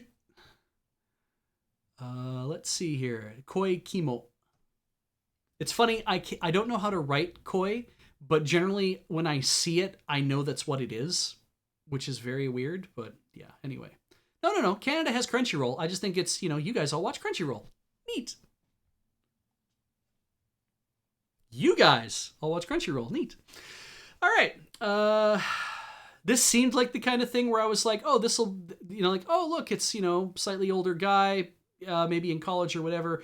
No, not. This is this weird one where it was like, oh, the dude who gets saved by a high school girl and he's somewhat of a womanizer, and so he suggests giving her a kiss or going on a date, and she tells him he's creepy, and he's like, oh, I'm into that. So I fall in love with you and I need to express my whatever. And then she keeps telling him he's creepy, but he just keeps it up. And it's like, boy, that's a bad fucking look in 2021 to, like, let's popularize that idea of, you know what, if you're just handsome enough and persistent, and you're like, nah, stop, man, yeah, no, no, I'm not going to tell you to go away, but you should stop doing that. No, no, I'm not interested in you. It's but no, you, man, you're so good looking. Oh, but stop doing that. Oh, but you're so good looking. That kind of horseshit attitude that it's like, it's okay when that happens. It's like, fuck. Oh, we need to stop popularizing that idea, and we also need to stop popularizing the idea that you should be doing shit like that. And it's like, oh God. So anyway. Monogatari o Kimi e number 2. Oh, it's a short for a virtual singers concert. Didn't watch that. Ningen Kaishusha. This looks ominous. Centers on a mysterious all-black waste collection truck that appears out of nowhere. However, instead of collecting garbage and discarded appliances for disposal, it picks up useless people. What the fuck? What? Why? Why? This is the... You know what? Just play that gif of Adam on Sidewalk Slam where he's reacting to me talking about getting a staple in my head where he's like, what the fuck? What? Why? Like that. Play that on a loop right now. Play that right now. This sounds like it could be terrifying. Why make this? But what's it for? Like, I didn't watch it. I might not. Peeping Life 12th anniversary. What? Wait, hang on, I've heard of this. Weird. What was this about? It was like a weird... Wasn't it like a weird, a weird sketch show? Or something? I don't know. Anyway. SD Gundam World Heroes. A lot of people like the SD Gundam stuff. I am not a... This all looks like Saint Seiya to me. Moving on. Shichigahama de Mitsuketa. Yeah. Animated short based on the March 2011 earthquake. 2011. That was 10 years ago. Wow. I mean, it says so right here. Wow. Huh. Well, if I run across this, maybe I will watch it. Shumatsu no Valkyrie. Didn't watch that. So Tokubutsu Hen, which is the exclusive Amazon episode, which apparently they have a link to Crunchyroll, YouTube, and whatever the hell that is. But this was exclusively on Amazon. I didn't watch episode 13. I think I might have gotten a special to watch it, so we'll see. Tokyo Revengers, didn't watch that, so didn't watch TV Rev. Yasuke, I did not watch that. Yudo Camp Season 2 OVA, I have not watched that. I would like to, because it looks like it has... I see here. Mystery Camp Tabisuru Shimarin. Yeah. Well, they've the first one apparently has come out, but the second one's coming out in 23 days, so that'll come out whenever it comes out. Yusei Koko Tenmonbu? No. Web anime about a high school astronomy club that solves people's concerns? No. Okay. Here's what we're going to do, because I think I can do this right now. We're going to take a break, and then we're going to move on to summer. It's a little earlier than we did last time. It's been about 50 minutes since we've last run our break. I'm going to run it anyway, and hopefully the averages will all work out. So I will see you again in 3 minutes. Please take a break yourself.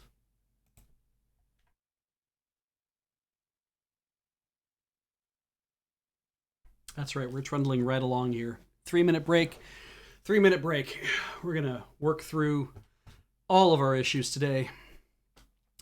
We have moved on. If you're following along on Beej's Anime Roundup, we have moved beyond the 2021 spring.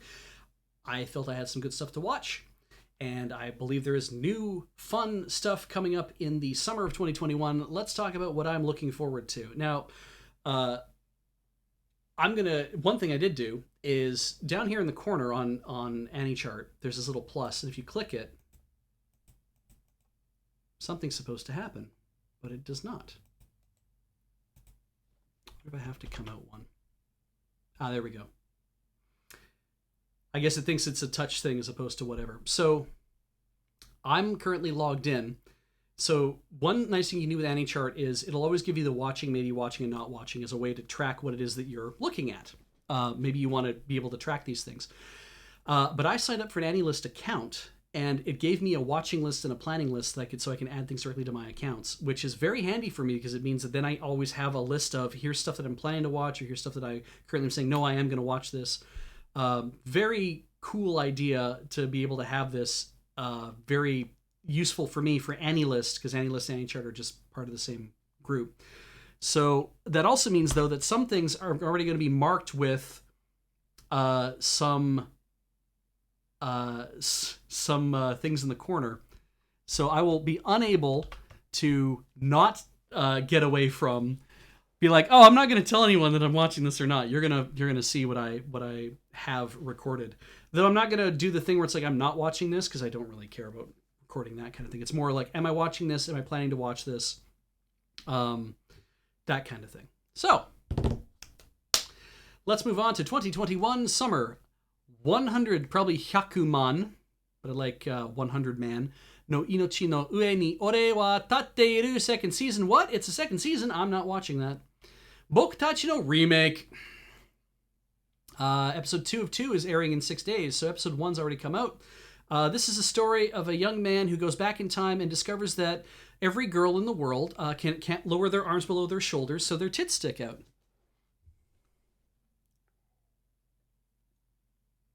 What did you think it was about? I mean, I'm just looking at a picture, and that's what the picture's telling me. I am probably going to watch this because it's comedy sci-fi. I will see what happens. The idea of I get to go back in time 10 years before I go into college. So I'm guessing he gets to go into college because these girls are all dressed like they're probably heading to college. And I'm like, yeah, well, I'll give it a few episodes. See what happens.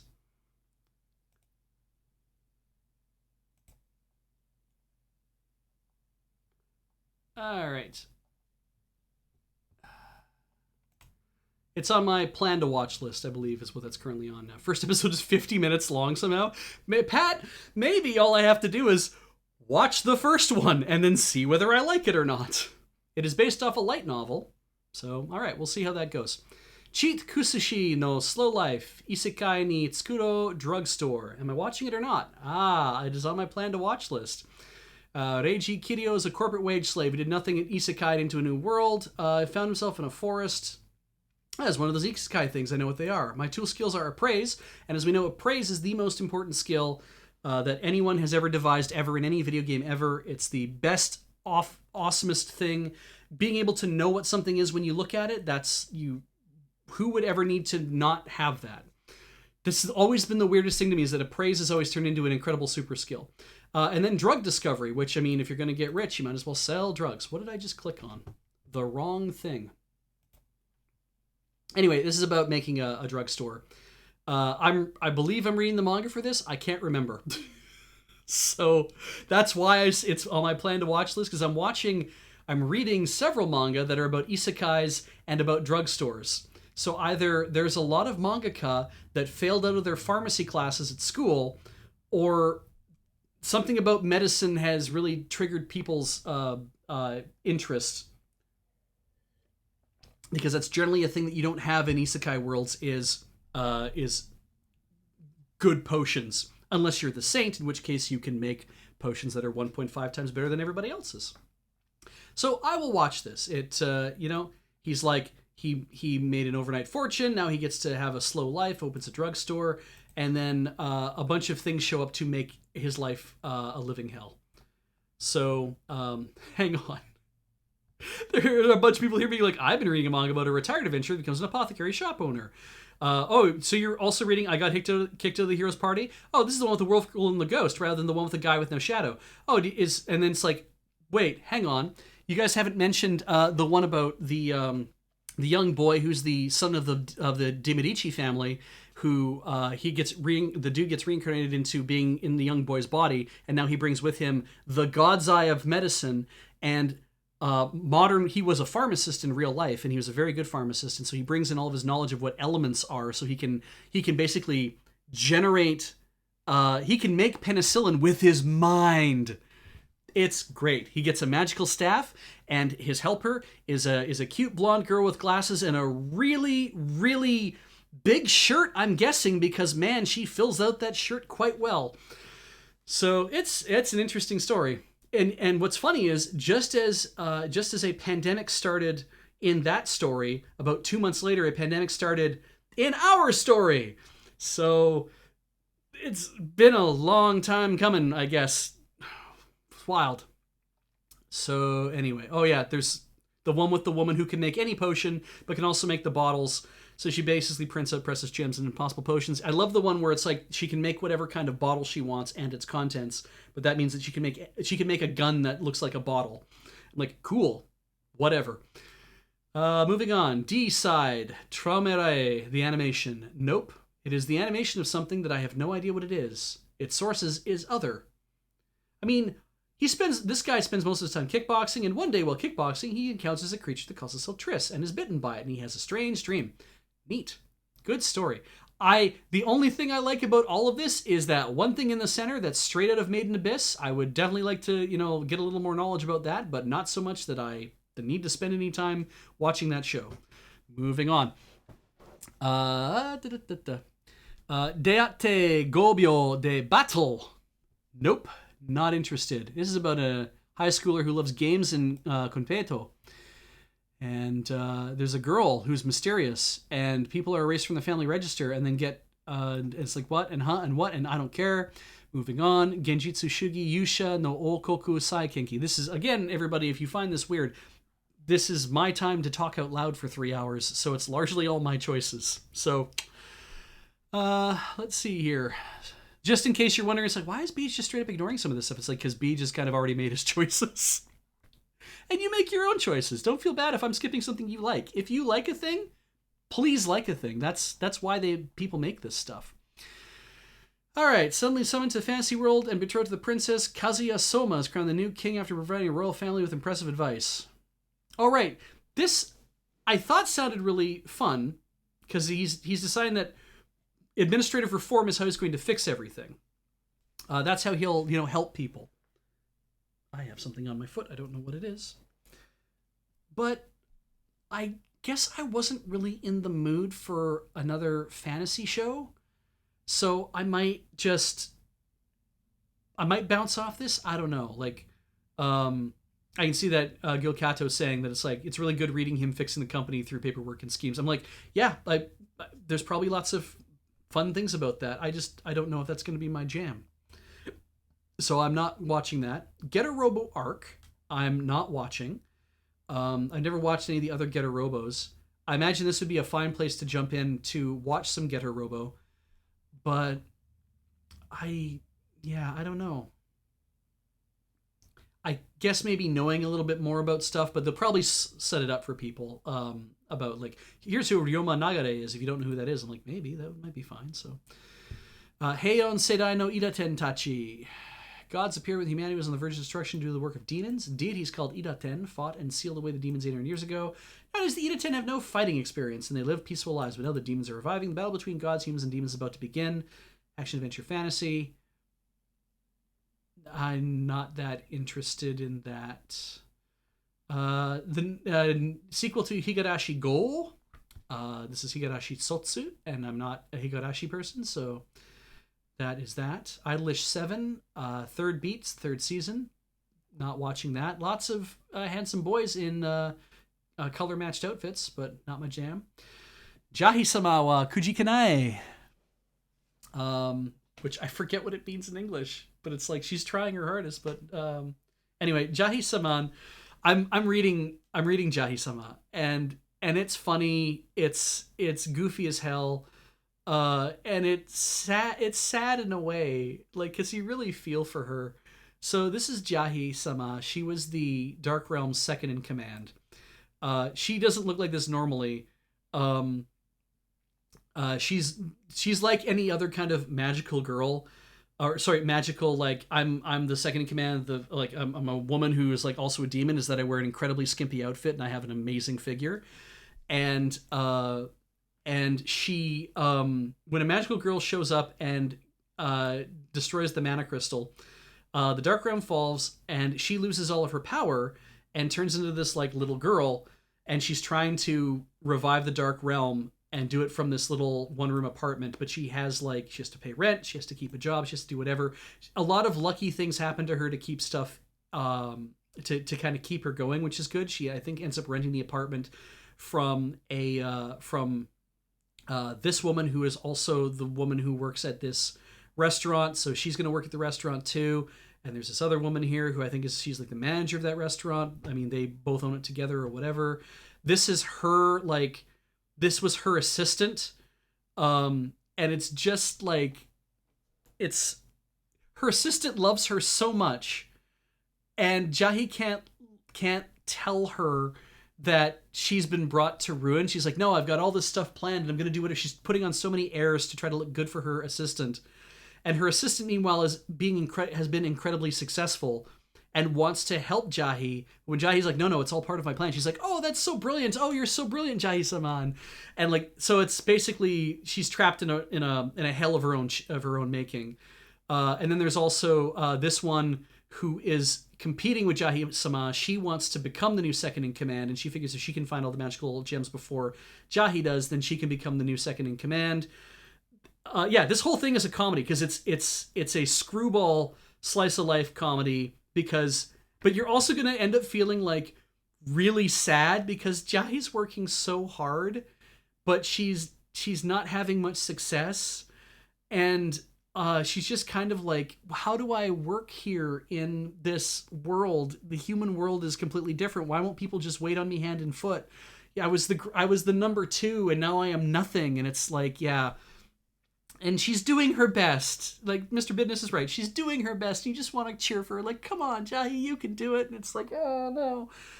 And yeah, I started reading it and I was like, I don't know if I can take this because she just fails all the time and you just feel so bad for her. But after a while, you kind of like, oh, but you'll do better next time. Just hang in there. You get that kind of feeling and it's like, So you might bounce off this. I wouldn't be surprised if you did. It's much like the Please Don't Bully Me Nagatoro in that it's like, this is not my shit. And it's like, yeah, it might not be your shit at all. Because you don't like what it's throwing down. I understand that. This is the same kind of feeling that I get from Nagatoro. It's like, this is the kind of thing that if you can't deal with the feeling it's putting down. Lysander Gustav asks, is like Pinky in the Brain but cuter? I've never felt bad for Pinky in the Brain. Like, in watching it, I'm kind of like, I understand that they're going to achieve some success and do whatever, but ultimately, they're not going to make it, and I know that's fine. And that's cool because they'll just come up with a new cool idea and they'll be ridiculous and they'll fail, and it's like that's the kind of like Warner Brothers comedy that I like from this. This you feel bad for her because you want her to do better. There's like yeah. And occasionally she has some success, but it's minor success. It's little things that don't really matter that much in the scheme of things, but it's little successes. And yeah. Anyway, Kageki Shoujo, The Curtain Rises on the Koka School of Musical and Theatrical Arts, spotlight on Sarasa Watanabe, a starry-eyed 5'10" student. Interesting they throw out her size, but who dreams of performing as Oscar? Oh, a male lead role. She forms an unlikely friendship with her new roommate, a former idol who now hopes to also join the all-female Koka acting troupe, which is a very like Takarazuka review thing here, but it's at their high school, I believe. Maybe it's not, maybe it's private, but they're all high school students at the same high school. Together they're in for the role of a lifetime. She's the tall girl, so she wants to be Oscar, and I'm just like, I like the Takarazuka review thing, so I'm going to definitely watch this. I want to see where this goes. It says it's a drama. This might get, if it gets really melodrama, like if it feels really overwrought, I might drop it because I don't need to watch the Takarazuka thing that badly. But I think this will be an interesting look at how they look at that. When I was in Japan, when Heather and I had gone to Japan, we were in Hiroshima. We were looking on I've told the story before, but I'm going to tell it again. We were looking on a tourist map for different places to go. It was all in English. A bunch of different touristy things you could take part in. And one of the touristy things that they mentioned was an all woman. I think it was all woman. Yes. Yeah, it was an all woman's acting troupe in this theater. And I'd have to look through all of our old notes that we compiled, like all the things that we took from all the maps and everything we brought back with us. Heather has a whole book that's like has everything in it, and so we were out. We had gotten some food, I think, and then we were walking around. And we were like, well, we should check out that theater because that sounds like a blast. And I didn't know if anything would be translated or not. We didn't know what to make of it, but I'm like, but it's basically like this is theater, but in that kind of style of what theater's going to be like. And so we get there, and there's like a dozen people in the audience. The room can hold about 80 or 90 people, but there's maybe like a dozen or 2 dozen people in the audience total, all spread out. The story that it puts down in the map, the little blurb they had about what this place was, talked about how it was maybe this was a pamphlet. It talked about how it was like, this is a favorite for middle-aged women. They go and they go there to watch everybody perform, and they have their own favorite actors and stuff, so they'll yell at the name of their favorite actress, that kind of thing. Very like how kabuki tends to be. And this is a pseudo kabuki-ish kind of feeling. There are some songs and stuff, and there's all these other kind of things. And it wasn't straight up Takarazuka, like the Takarazuka review that is like in like a location, but it was that style of theater, and it was really fun. And yeah, we couldn't understand a goddamn thing because, of course, there's no translation. There's no little subtitles in English written below, because why would they do that? To get there, we walked up to this building, and it was like, it said in the guide, it's like, when you get there, go to the elevator and go up to the second floor. Don't go in the store that's on the first floor, because that is a pornography shop. Do not go to the pornography shop. Go to the theater that's on the second floor. And yeah, it is a whole ass theater on the second floor. It was a very weird thing to be in, but we went up to the second floor. We did that. We watched the whole show. We were the only white people in the entire audience. And at the end, when they were outside, we got to see the actresses all out there. They were selling merchandise, and we walked up to one of the actresses and thanked her for the show, in my halting Japanese and, of course, much better English. And she was very gracious, and we bought her towel. She had her name and whatever, and some logos and whatever printed on a towel. So we bought this towel. It was like, and that is a keepsake that I love from that time, because it's like, this is this incredible experience that no one I've ever talked to who's been to Japan has ever said this is a thing that we did. And I kept leaning over to Heather during the show to be like, okay, so that guy's, they're calling him Oyabun, so I think it's because he's the guy in charge. I'm like, okay. And every so often she'd be like, shut up, I'm kind of following him. I'm like, okay. But then sometimes it'd be like, but there's also this. She's like, oh, I didn't know that. It's like, okay. Trying to do the best we could do with like what I could understand from these things they were saying. But the whole thing came across. So I'm definitely going to watch this. Kanojo mo Kanojo, I'm not watching. This is this manga is out right now, but there's this whole like, this guy's loved this girl, but then another cute girl confesses, so he goes out with both of them. But then there's this, what will be of this love triangle that challenges morality itself. I'm like, I don't care. I'm sure it's fun. I don't know if I want to watch it, so we move on. Oh, we might actually get to do you think we'll get to the whole battle arcs of Maid Dragon? I mean, Iruru and Toru facing off against each other for whatever reason, but I think maybe we'll get to the battle stuff, the more serious stuff that I was really surprised that Cool Shuchinsha put into the manga in the first place, but whatever. It's a sequel, so I will watch it. Sequel to, I'm sorry, Valentine Soshite Onsen Amari Kitai Shinai de Kudasai. This is the second season of the show. I guess I missed an OVA. Is that what they're referring to? Whatever.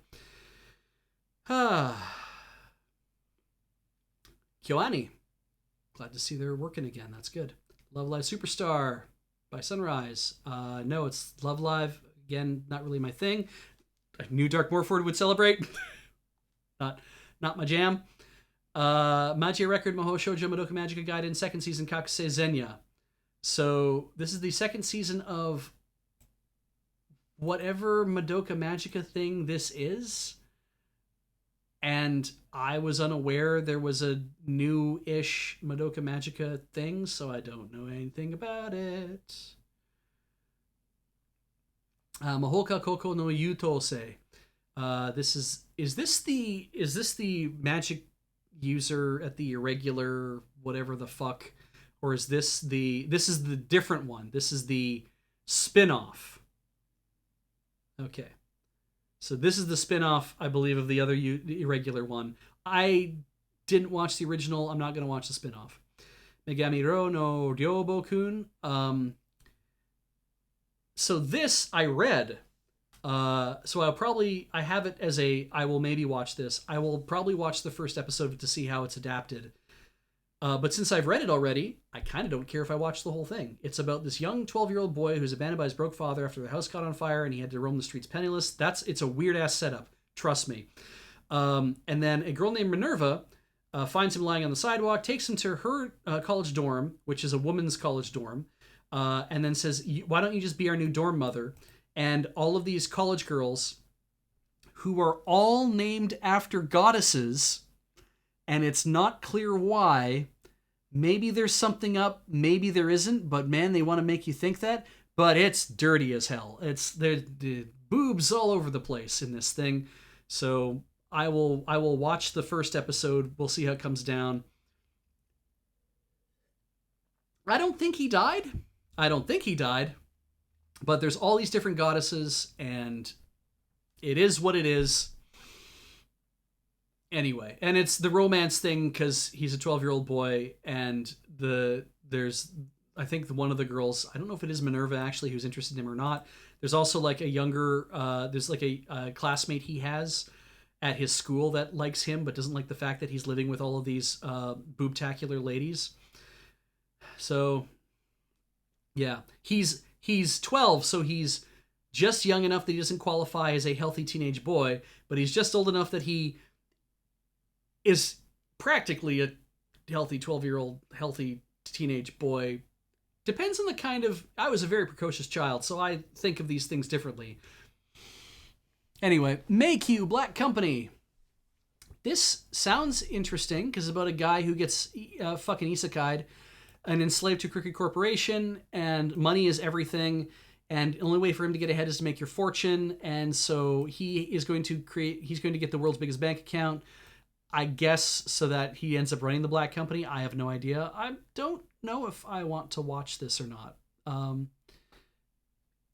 If it's like if the money gathering thing is a thing, then cool. I like whenever somebody's being clever and thinks about ways to do things, and I'm like, cool.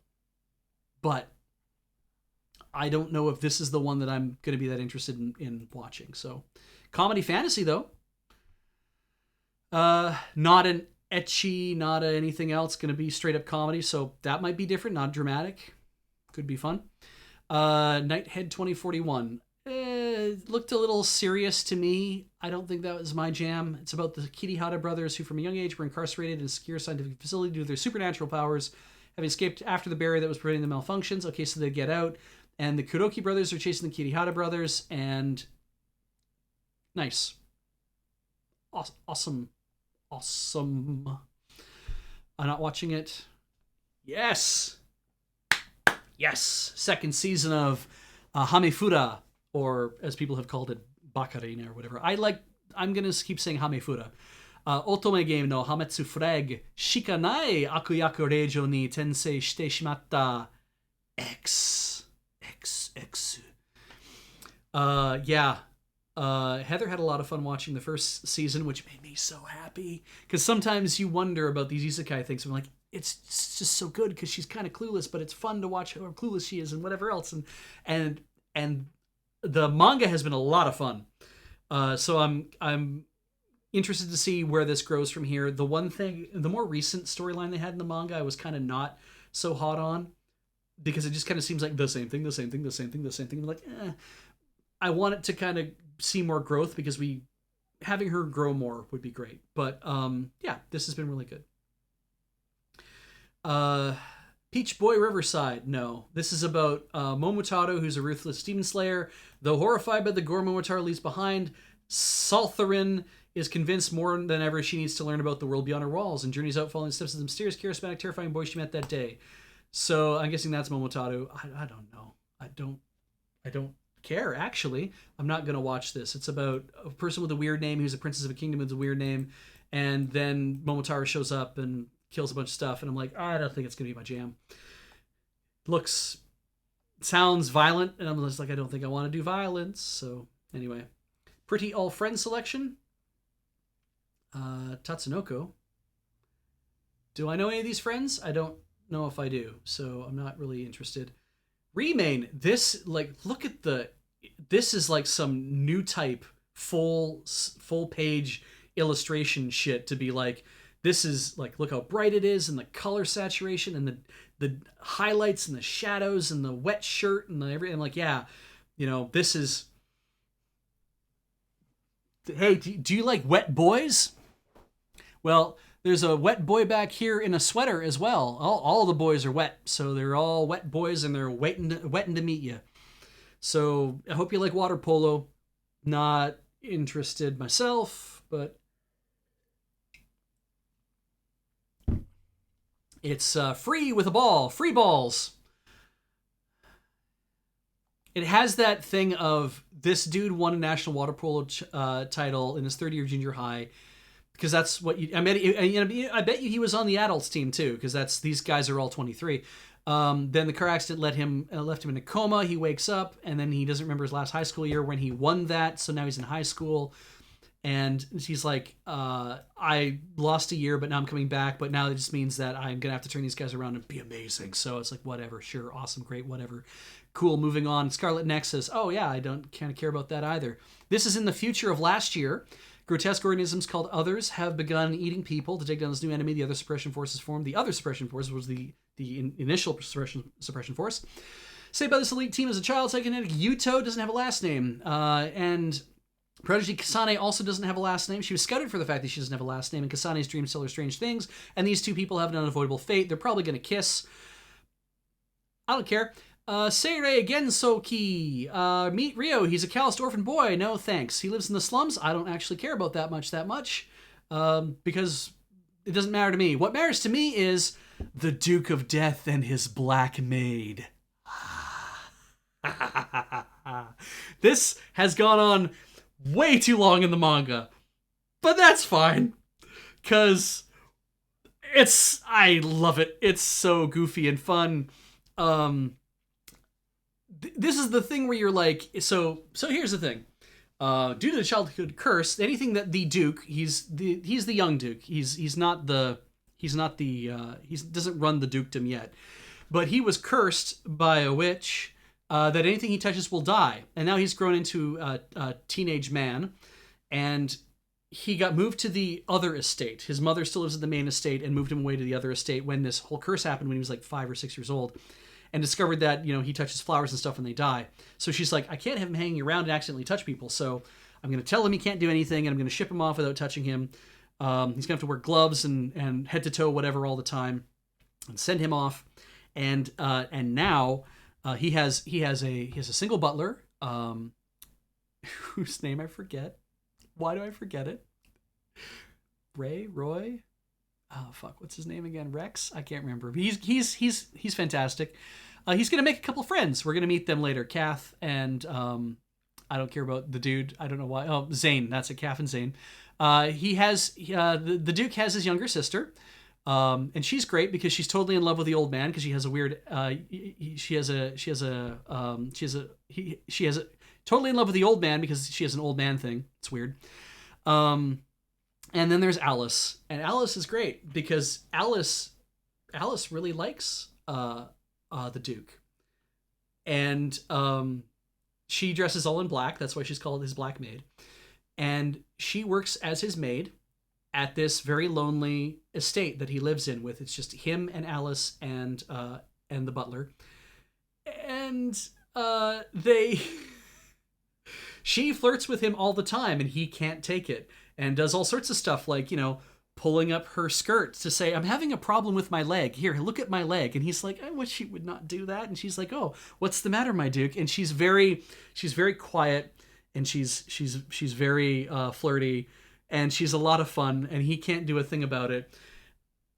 But they're in love with each other, which is actually what makes it very sweet. It's a very lovely romance, and we're gonna get all the flirty shit right away, which is gonna be great. But it's also a really lovely story because it's about these two that are going to stay with each other, despite the fact that they can't do anything but be with each other, be in each other's space. They can't hold each other's hands, they can't kiss, they can't do anything that you would do, even the slightest of things you would do to show physical affection for somebody. And it really drives home the importance of that kind of love, and at the same time shows how incredibly infuriating it is to be a young person that can't act on your normal human desires. So it's a lot of fun. And these two are fun too. Kath and Zane are very, very fun. Everyone's just really fun in the story, and the story has gone on for it even had like a let's go to college arc.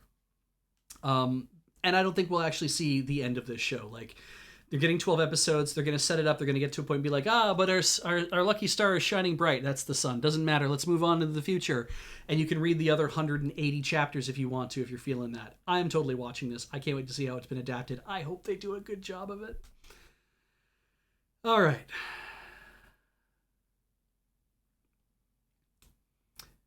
So, Shiroi Suna no Aquatope. Yeah, I wanted to see this. I don't know if this is going to be, I don't think this takes place in Okinawa. I'm like, cool, I get to see Okinawa. That'll be fun. It's about Kukuru Misakino. She's an 18-year-old high school student who works there. She knows about the secret of the aquarium. Sometimes you can see mysterious things. Kukuru meets Fuka, standing in front of a water tank with flowing hair and a tear rolling down her cheek. She's given up on her dream of being an idol, and she's run away from Tokyo to Okinawa. Okay, so Fuka wants to work at the aquarium. The two of them deal with the issues of the secret of the aquarium and the looming crisis of possible closure. Sure, great, whatever. It's super pretty, lots of water. I'm into aquariums.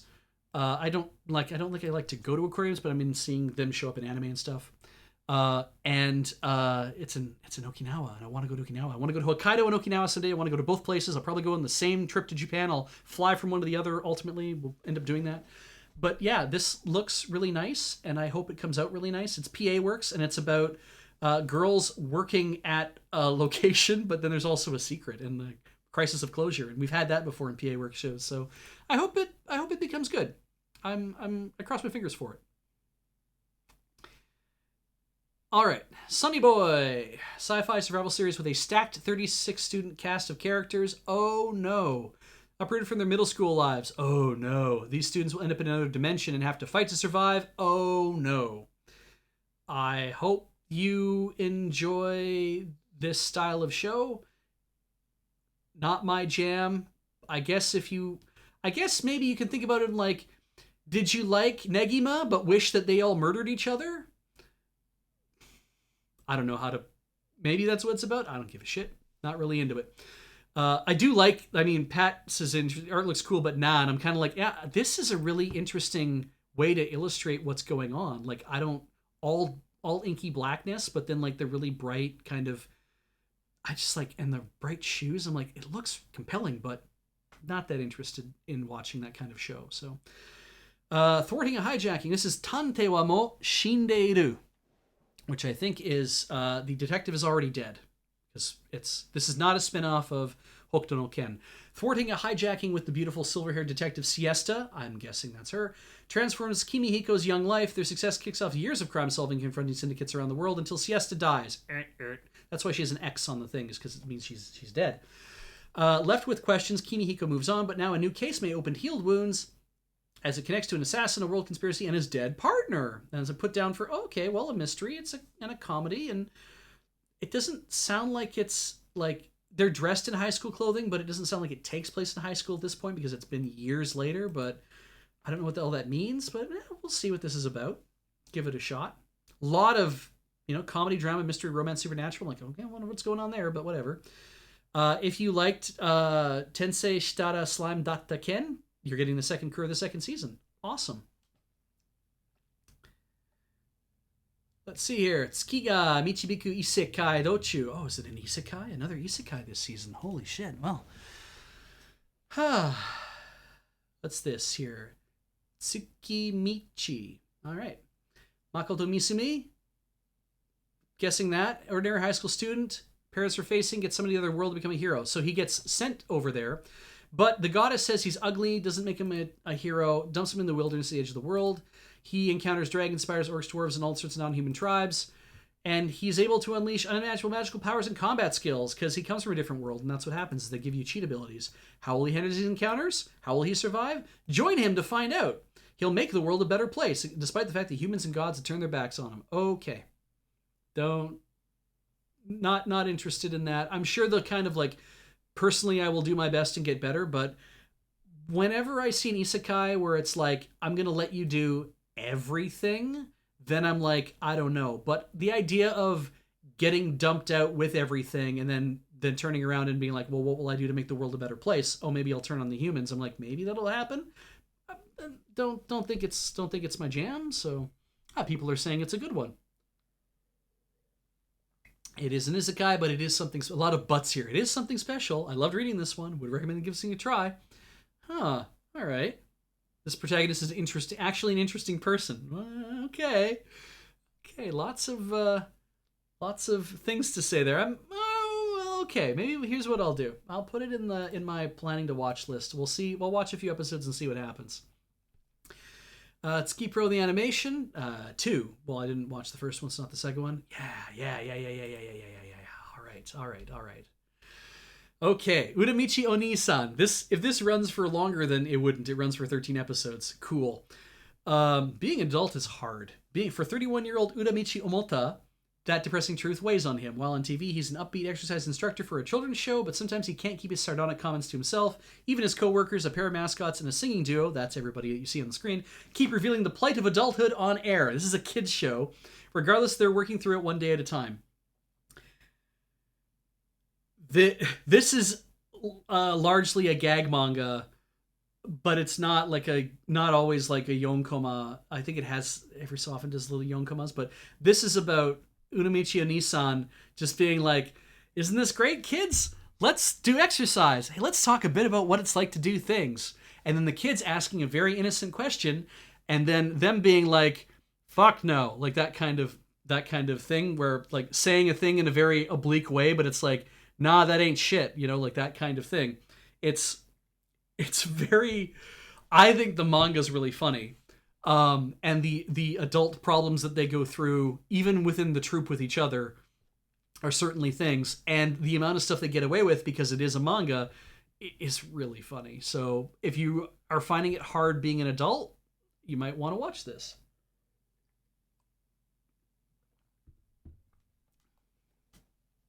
Vanitas no Carte. Is that what it is? Vanitasu. Vanitas. Vanitas? Vanitas. Whatever. Defrost has got it. When I grow up, I want to be like you. Sure you do, kid. That kind of energy is really, like, in this. So, anyway. Okay, it's 19th century Paris, and young vampire, nope. I got there quick, didn't I? Young vampire, nope. Oh, it says Noe, whatever. Hunts for the Book of Vanitas. I think I was right the first time. Attacked by a vampire-driven insane. A young human intercedes. Could be young, could be old. Who cares? Rescues Noe and heals a sick creature, commanding the book and calling himself Vanitas. This doctor tempts Noe with a mad crusade to cure the entire vampire race, allying with one who wields arcane power so easily may be dangerous. Does he have a choice? I mean, everybody. You always have a choice. Everybody has a choice. I don't do vampire stuff generally, and it's a drama, mystery, supernatural. I don't think that's going to be for me, so... The thing of a doctor that can cure vampirism, interesting idea. Don't think it's going to be my jam. All right. Nope. Assault lily fruits. I didn't assault any lily. I mean, it's all girls, so I understand what lily they're assaulting, but not me. Ore Tsushima, if I have a way to watch this, because we have YouTube, Safari, and Twitter. But if there is a way to watch this, I will totally watch the center that stories on a woman who is getting on in years. And all her cats think she's a man, so they call her Oji-chan. One day, a brazen cat named Tsushima appears in Oji-chan's yard. By Space Nico Company. Yes, Beej, Pat, yes, please do. Please send me a link so I might experience a bit of this. This is going to be a short, right? These are shorts, yes. Yamishibai 9, if you like scary stuff, well, you've probably been watching Yamishibai, and there's 9 seasons of it now. I tried watching like the first episode of Yamishibai first season when it came out, because I'm like, I did like the Hyakumonogatari. There's a couple of shows that really leaned into the whole, let's tell the stories of the Hyakumonogatari that I watched maybe about 10 years ago. And was interesting because it was about the one that I watched was about a guy who was in the process of gathering those stories. That was what he was doing, is he wanted to kind of get them all together, and that was his kind of his job. Like that's what he was compelled to do all this, to be like, I want to write all these things down. And so it's an anthology series of seeing the different stories, and sometimes slightly different animation each time. And it was very interesting because sometimes Japanese horror is straight up like terrifying, and sometimes it isn't. Sometimes it's just unsettling and kind of is like, I don't like how that went and how that ended, and it's just kind of like, it sticks with you because it's just kind of like, but it's not enough to be like, and then she turned around and took off her mask and her mouth was huge and then she ate me, like that kind of thing. It's like, that doesn't really, sometimes it's not that, right? So as Defrost says, sometimes it's the hole that's made for you, right? All right, let's look at the reflectovers. Blue reflection ray. I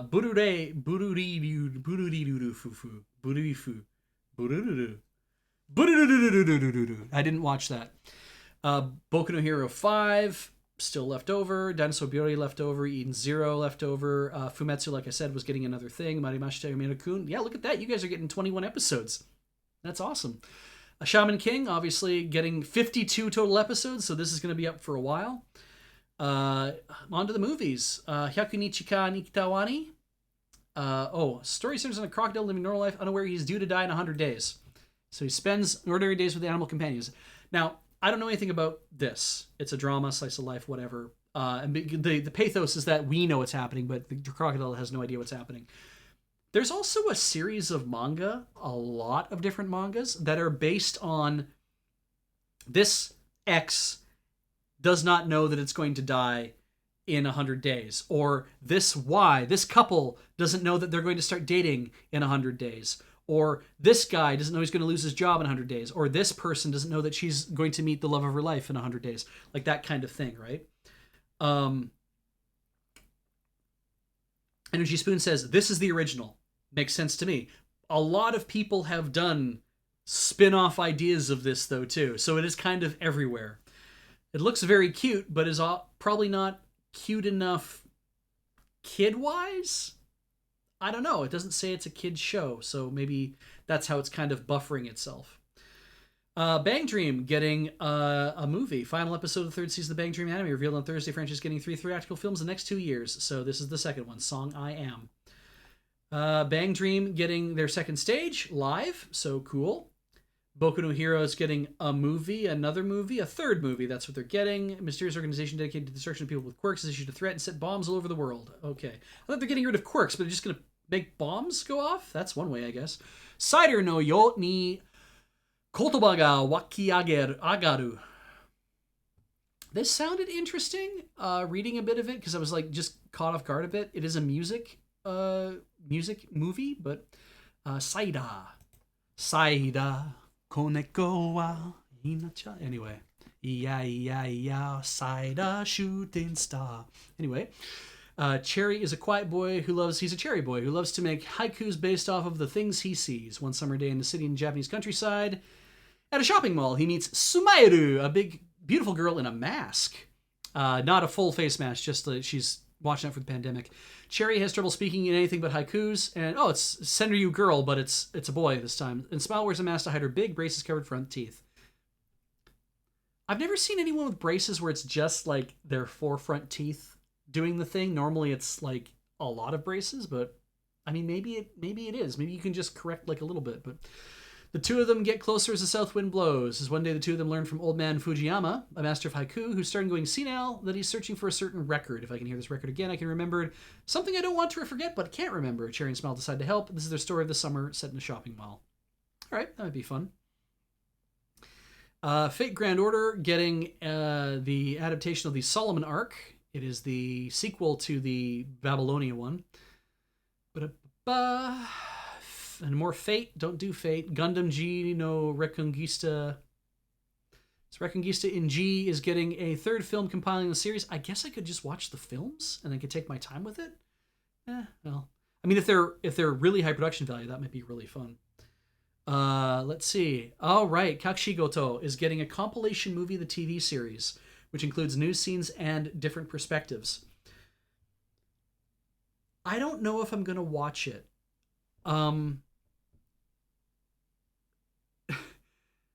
I really like this show because I really like the manga.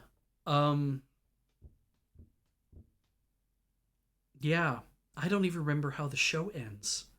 I remember it being satisfying, but in that melancholic kind of but uplifting, satisfying way.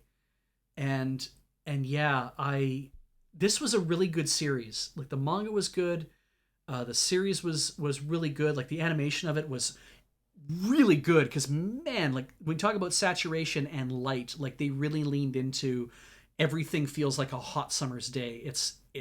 The color grading they used was astounding for that. And so this being a movie that has new scenes, Pat, you're saying you love the show and you want more scenes. I agree. I'd just like to see the new scenes. It's like when the Macross Plus movie came out and it was like, oh man, there's new scenes in this, and you watch it and it's tits, and you're like, I mean, I guess it was tits. That's kind of something. And there's like some other stuff, but hey, it was also tits. And it's like, I don't want tits in this show, by the way, but it just like, yeah. So maybe it'll be tits. Get excited. I don't know. Kiniro Mosaic, thank you. That is a part of the Mosaic. Yeah, Kiniro Mosaic, which I'm not watching. Misaki no Mayoiga, I am into this idea. I didn't know what a Mayoiga was. It's named after the Japanese folkloric concept of an abandoned yet well-kept home, and I've seen those lots, and man, do I like that. Let's see. It's from where one can see the sea and feel the touch of warmth and nostalgia. Here, a 17-year-old girl is trying to find her place in the world, begins a new life with people completely unrelated to her. Very Only Yesterday kind of feeling, right? Except it's a 17-year-old girl instead of a 30-year-old woman. But David Production, as Sly Guy points out, does good stuff. I will be down to watch this. I'm interested to see what they come up with. It's cool to see movies, like everyone's involved in making a bunch of different movies. Nanatsu no Taizai, completely new story by the original author, so that's exciting if you're into Nanatsu no Taizai. Oshiri Tante definitely needed whatever this is. Yu to Solakasu no Hime. We're seeing this advertised as Belle. Very Beauty and the Beast story is what we're getting this laid out to. I will be watching this. I'm interested to see how this is going to work out. I forget who has this. If it was supposed to be Netflix or Amazon Video or something, but I am interested in seeing how this is going to work out. As Emmenter says, it's Summer Wars Part 2-ish. It has that kind of like a massive multiplayer online world thing where everyone goes into it. The trailer looks rad as hell, and I'm just like, I feel like because we know a Beauty and the Beast story, we already know how this is supposed to go. So either it does something new or it doesn't. Who knows? Who knows? But because it's happening in this world, but is also something happening outside the world too, how that will relate to each other, we'll see how it works out. Shika no o yuna to yakusoku don tabi. Now, I don't know anything about Shika no o. Shika no o. Now, it is based on novels. Won the 4th Japan Medical Novel Award in 2015. They're looking for how to cure a mysterious illness, and I'm like, I don't think it's going to be my thing. So yeah, Shinkai no Survival looks very cute, but it's sequel to Jintai no Survival, but not my thing. Sora Ike Anpanman getting a movie, probably could be the dozenth movie, I don't know, but There you go. There's an Anpanman movie. Biohazard Infinite Darkness. Okay. I guess if you... I don't know what... I don't know which one this is. It involves Leon and Claire going to the White House. There's a whole bunch of stuff. There's... I don't know. But whatever. Yeah, put this on Let's Note. That'll be easy, right? Then they just... It's by Quebeco. I was like, Quebeco? What? No, Quebeco. Okay. Biohazard. There you go. Prepara. Not a prepara myself. Comes with a smartphone game, or to advertise it, Isekai Cheat Magician, Yoeboshi no Natsuri to Majutsushi. Came with the rebroadcast of Isekai Cheat Magician. I didn't watch that. Isekai Mayo to Shokan Shoujo. I was already saying I wasn't watching that. All right. Mahotsukai no Yome. Now, it's weird, right? A lot of you watch me do these things and are always kind of like, oh, wow, Beej has opinions on stuff he won't watch, and then he has opinions on stuff that match the stuff that he doesn't want to watch in some ways. I'm like, yeah, I'm weird that way. I contain multitudes. And sure, Mahotsukai no Yome is one of those, The Ancient Mage's Bride, one of those shows that's definitely that kind of, wow, boy, there's all sorts of jars full of problematic stuff in this show. And it's like, yeah, still, I like it. It's very interesting. It is one of those things like, get over the premise, watch the show. It will feel different than what the premise is. And it's hard to say why, but I'm looking forward to watching this, I believe, 3-episode OVA of more Mahotsukai no Yome. I'm interested to see what happens here, because I believe it is based on because it's the part where they're preparing to go to college. So I'm like, I think I know where this happens in whatever arcs. I'm like, okay, cool. They made OVAs of it. The college arc I haven't been so terribly hot on for Mahotsukai no Yome, but I understand the idea of we want to fill out more of the world, and the best way to do that is we're going to take you to the secret witches college. Hang on, the secret witches college. Stop saying Hogwarts. Stop thinking Hogwarts. Where what the most interesting part is the different people who are part of different families, because there's a whole bunch of this sorcerer and magus nonsense that's been going on for generations that you as Chisei have never seen any of this stuff anymore, or ever, and you don't know why it exists, because why would you? You've been very sheltered even from that part of life, but there's something. But now you're getting to see all of it, and it's very weird and fucked up and very class-based, and you're not sure why people won't get along, or why they're trying to get along, or why they're trying to stop their parents from fighting all the time. And it's like, it's very interesting. But it also feels like the fact that we're exploring that is like, that's the stuff that the mangaka wants to get into right now. And it feels like it's moving away from the things that I really liked about the series to begin with. But anyway. Yeah. All the Harry Potter books to me, or the movies that I've watched, because I've never read a single book in my life, all they are to me is Harry has a family that was very well known. Whether or not they were royalty or ran a house Potter or whatever, I don't know any of that shit. All I know is that he had a shit ton of money left to him. He's incredibly rich. He's incredibly privileged. There's probably a lot of other people there doing that stuff too, but like, everyone tried to get along, and it was all the different houses within the schools that were where people competed. It had nothing to do with your house family being a thing that we as house whatever have control over the people of this family, because they're a branch family, or they're a slave family to us, or whatever. And that shit happens in the Ancient Mage's Bride, kind of thing you see a lot of in like in the Japanese Ojo-sama stuff too, where it's like in Kaguya-sama, there's that when you find out that the Hayasaka Ai is Kaguya's personal assistant and maid. Hayasaka's whole family is essentially a family that is indebted to the Shinomiya family in such a way that they cannot ever escape them, kind of deal, and they can be used for whatever purposes the Shinomiya want to use them for, because the Shinomiyas are just shitbags. So anyway. Yeah, a lot of that dark underbelly stuff. And then branch families and all that kind of horse shit. So, anyway. Hey, look, Nomad's getting a short little anime that's coming with the disc box, the Blu-ray disc box. We did not give you any short anime in the Loading Ready Run Season 11 Blu-ray set.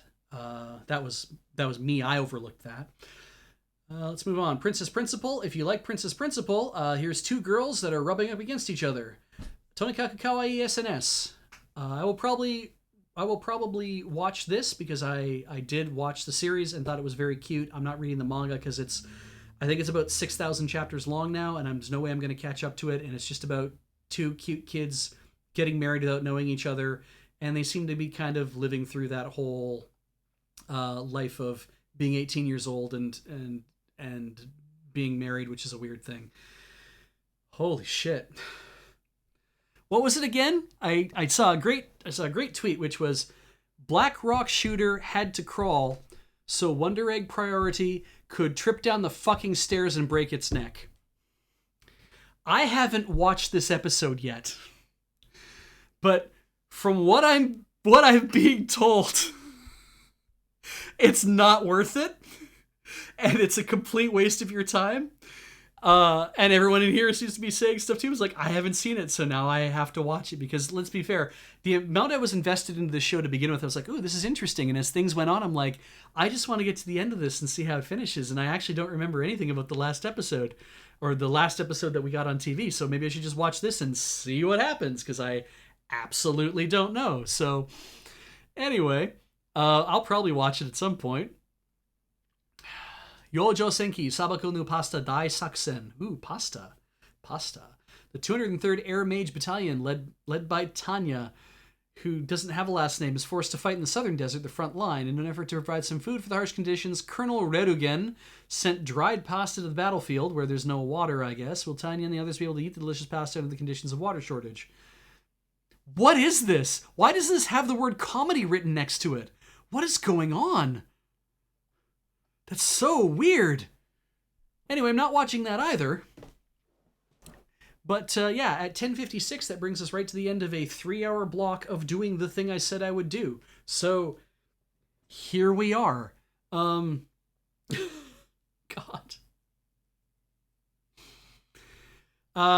Yeah. This already aired, so you might get a chance to watch it already if you want to. We have gone through the things that I'm interested in this season. Has there been a lot of them? It's some movies here and there, some other stuff, some shorts and whatever else. The Maid Dragon is kind of the thing that I'm most interested in watching, but I mean, Aquatope, I'm also interested in seeing that. Right, forgot about the Duke of Death and his Black Maid. I'm really interested in seeing that adaptation, because that'll be fun. Hamifura getting brought back as well. What else do we have here? Maid Dragon, obviously. And then Kageki Shoujo, the Takarazuka Review high school anime. And Jahi-sama, I hope I can deal with it. If I cannot deal with this, because it's too much to watch her struggle, then I'll just drop it. But, I'm looking forward to the fact that it's coming out. Yeah, and then just some other stuff that maybe not I will drop, depending on how it goes or how interested I am. That is it. Thank you so much, everybody. I'm going to take off because it has been 3 hours. And I want to thank everyone for stopping by for this bonus stream. It's Beej's Anime Roundup. We did the 2021 spring review, and this is now, we just finished the 2021 summer review. Adam just showed up. I don't think that's true at all. I think he's been around for all 3 hours, but he's just saying that to get my goat. We know how much Adam loves anime. Adam might like Megalobox. If you have Netflix, Adam, go look up Megalobox. That's a boxing anime that takes place in the future. You might like that. It's based on an old series called Ashita no Joe, Tomorrow's Joe, which is a Japanese classic. So anyway, let's talk about the other things I have to do. For example, where you can help us continue to make this stuff. Everything we do is brought to you by you. YouTube, brought to you by you, not brought to you by YouTube. That would be weird if that was the case. It's brought to you by you, but you can go to YouTube, our main channel, youtube.com/loadingreadyrun, and you can click on join. I think it's join, not subscribe. That's a good one too, but you don't have to click that one to do what I'm about to tell you. Join lets you join the YouTube memberships. It's a financial method of supporting us. We appreciate that. You can also go to our Patreon, patreon.com/loadingreadyrun. Join the over 2,600 people who are putting in a lot of money to help pay all of our many employees and put food on their table and rent in their pockets and ultimately into the hands of landlords and mortgage payments ultimately into the hands of lenders. This life. What is this fucking life? But yeah, that's a way you can help us continue to live and make the stuff that we want to be making for you. The other ways you can help support us, go to the store, store.loadingreadyrun.com. We have the new Agatha Christie playmat. There's the Season 11 Blu-ray set and DVD set that are available as well. We have the Lure Pride shirts. It might be July, but that's no reason to not buy a Lure Pride shirt because they're available all year round. Why make Pride a 1 month thing? Why not show your pride all year round? I'm not wearing that shirt. Doing this doesn't help you guys at all. I'm sorry. It's a cool looking shirt though. And we have all sorts of things like the RoadQuest water bottles and the RoadQuest t-shirts, and we have posters and stuff from that too. And there's the tabletop dice vaults and the tabletop dice tray and the dice vault, both made by Wormwood for us, that have been custom branded for Loading Ready Run. All sorts of stuff available for you. The cherrywood trays I really like, and I'm glad we could make those, and we still have some of those left. I'm glad people are interested in buying that stuff. That brings me to Twitch then. So let's talk about everybody who gave me notifications tonight by either subscribing, because you can do that if you by the way, if you have Amazon Prime or your family has Amazon Prime and they don't know you have access to it, you probably also have not used your Twitch Prime subscription. You can use that anywhere you want. It's a free monthly, there's recurring month subscription. You have to, I think, do it though. You have to always go into Twitch Prime and do it every month. But you're getting that already if you have Amazon Prime. You can spend that on any Twitch channel you want. Why not ours? I really can't say. It's about as good as anybody else's.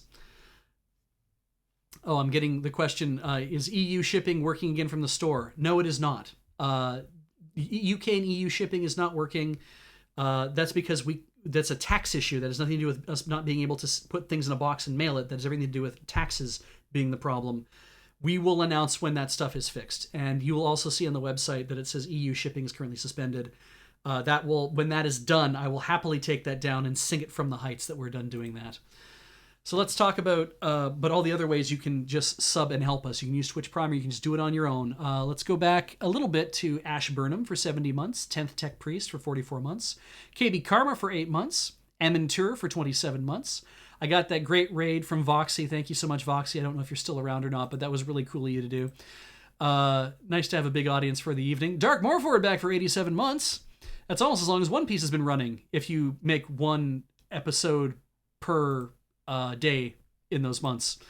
Jasper is here for 3 months. Thanks for coming back. You came back. That's so awesome. Electra 310 for 8 months. Kururu Guasu. Yeah, Kururu Guasu for 23 months. Anime just got a sub from Demon Fire. Thank you. Full of Lies and Bees for 19 months. Duck Glitch for 16 months. Doodles the Great with those 425 bits. Thank you so much. Superhero 7 for 20 months. Bread is Best 1 for 34 months. Aramis 8 for 25 months. Olveron for 28 months. Gwaldar for 49 months. That's a square. Jess K for 37 months in a row. Arcalide for 85 months. Cyclops Boy for 75 months. That seems low, Cyclops Boy. Did you have something break? Well, yeah, I mean, 75 is still a lot, but man, it seems like you were like in the 80s or something before. I don't know what the hell happened to my brain that I thought that. Sly Guy 46 for 26 months. Viowaf for 16 months. Sierra Says Drink Water for 14 months. Jumba John for 15 months. Moladia for 32 months. Lacking Sanity for 75 months. Preston HD just subscribed. Thank you, Preston HD. Welcome to the channel. Heart of Goldfish for 20 months. And Preston HD, yeah, subscribed with Prime. See, you got those Prime subs and you have no idea they're sitting around. Might as well make use of it. It costs you nothing, and we do actually get the benefit of it. We get the Bezos bucks, essentially. Oh, man. I have to get the heck out of here because it's very warm in this room, and also I have biological necessities to attend to. Multiple biological necessities to attend to. I'll let you figure out what they are, and you can write all the fanfic about it that you want. You can catch up on what's going on from looking at our website, loadingreadyrun.com/live. Will take you to the schedule, updating for your time zone, so you'll know when we go live and when we're showing stuff. You can also find a bunch of that stuff here on Twitch, obviously, as well. And that's it. The anime will flow, and it will flow through this season, and we'll see you again in about 3 months when I talk about what's coming next. All right, yes, please do not send the fanfic to discord.gg/LRR, but you can go hang out in discord.gg/LRR. Great. I'm done. I'm done. I'm going offline. Have a good night, everybody. Right, I get to do this again. Be safe. Be healthy. Stay inside if you can. Stay safe, stay healthy, stay inside if you can. There's always 3 stays in a row. Get that vaccine if it's in your neighborhood. I'm hoping to get mine eventually. I haven't been contacted for my second thing yet, but I'm supposed to get mine near my birthday, and that would be a great gift to have, is to be completely fucked up for an entire day. So take care. I'll talk to you later. Bye.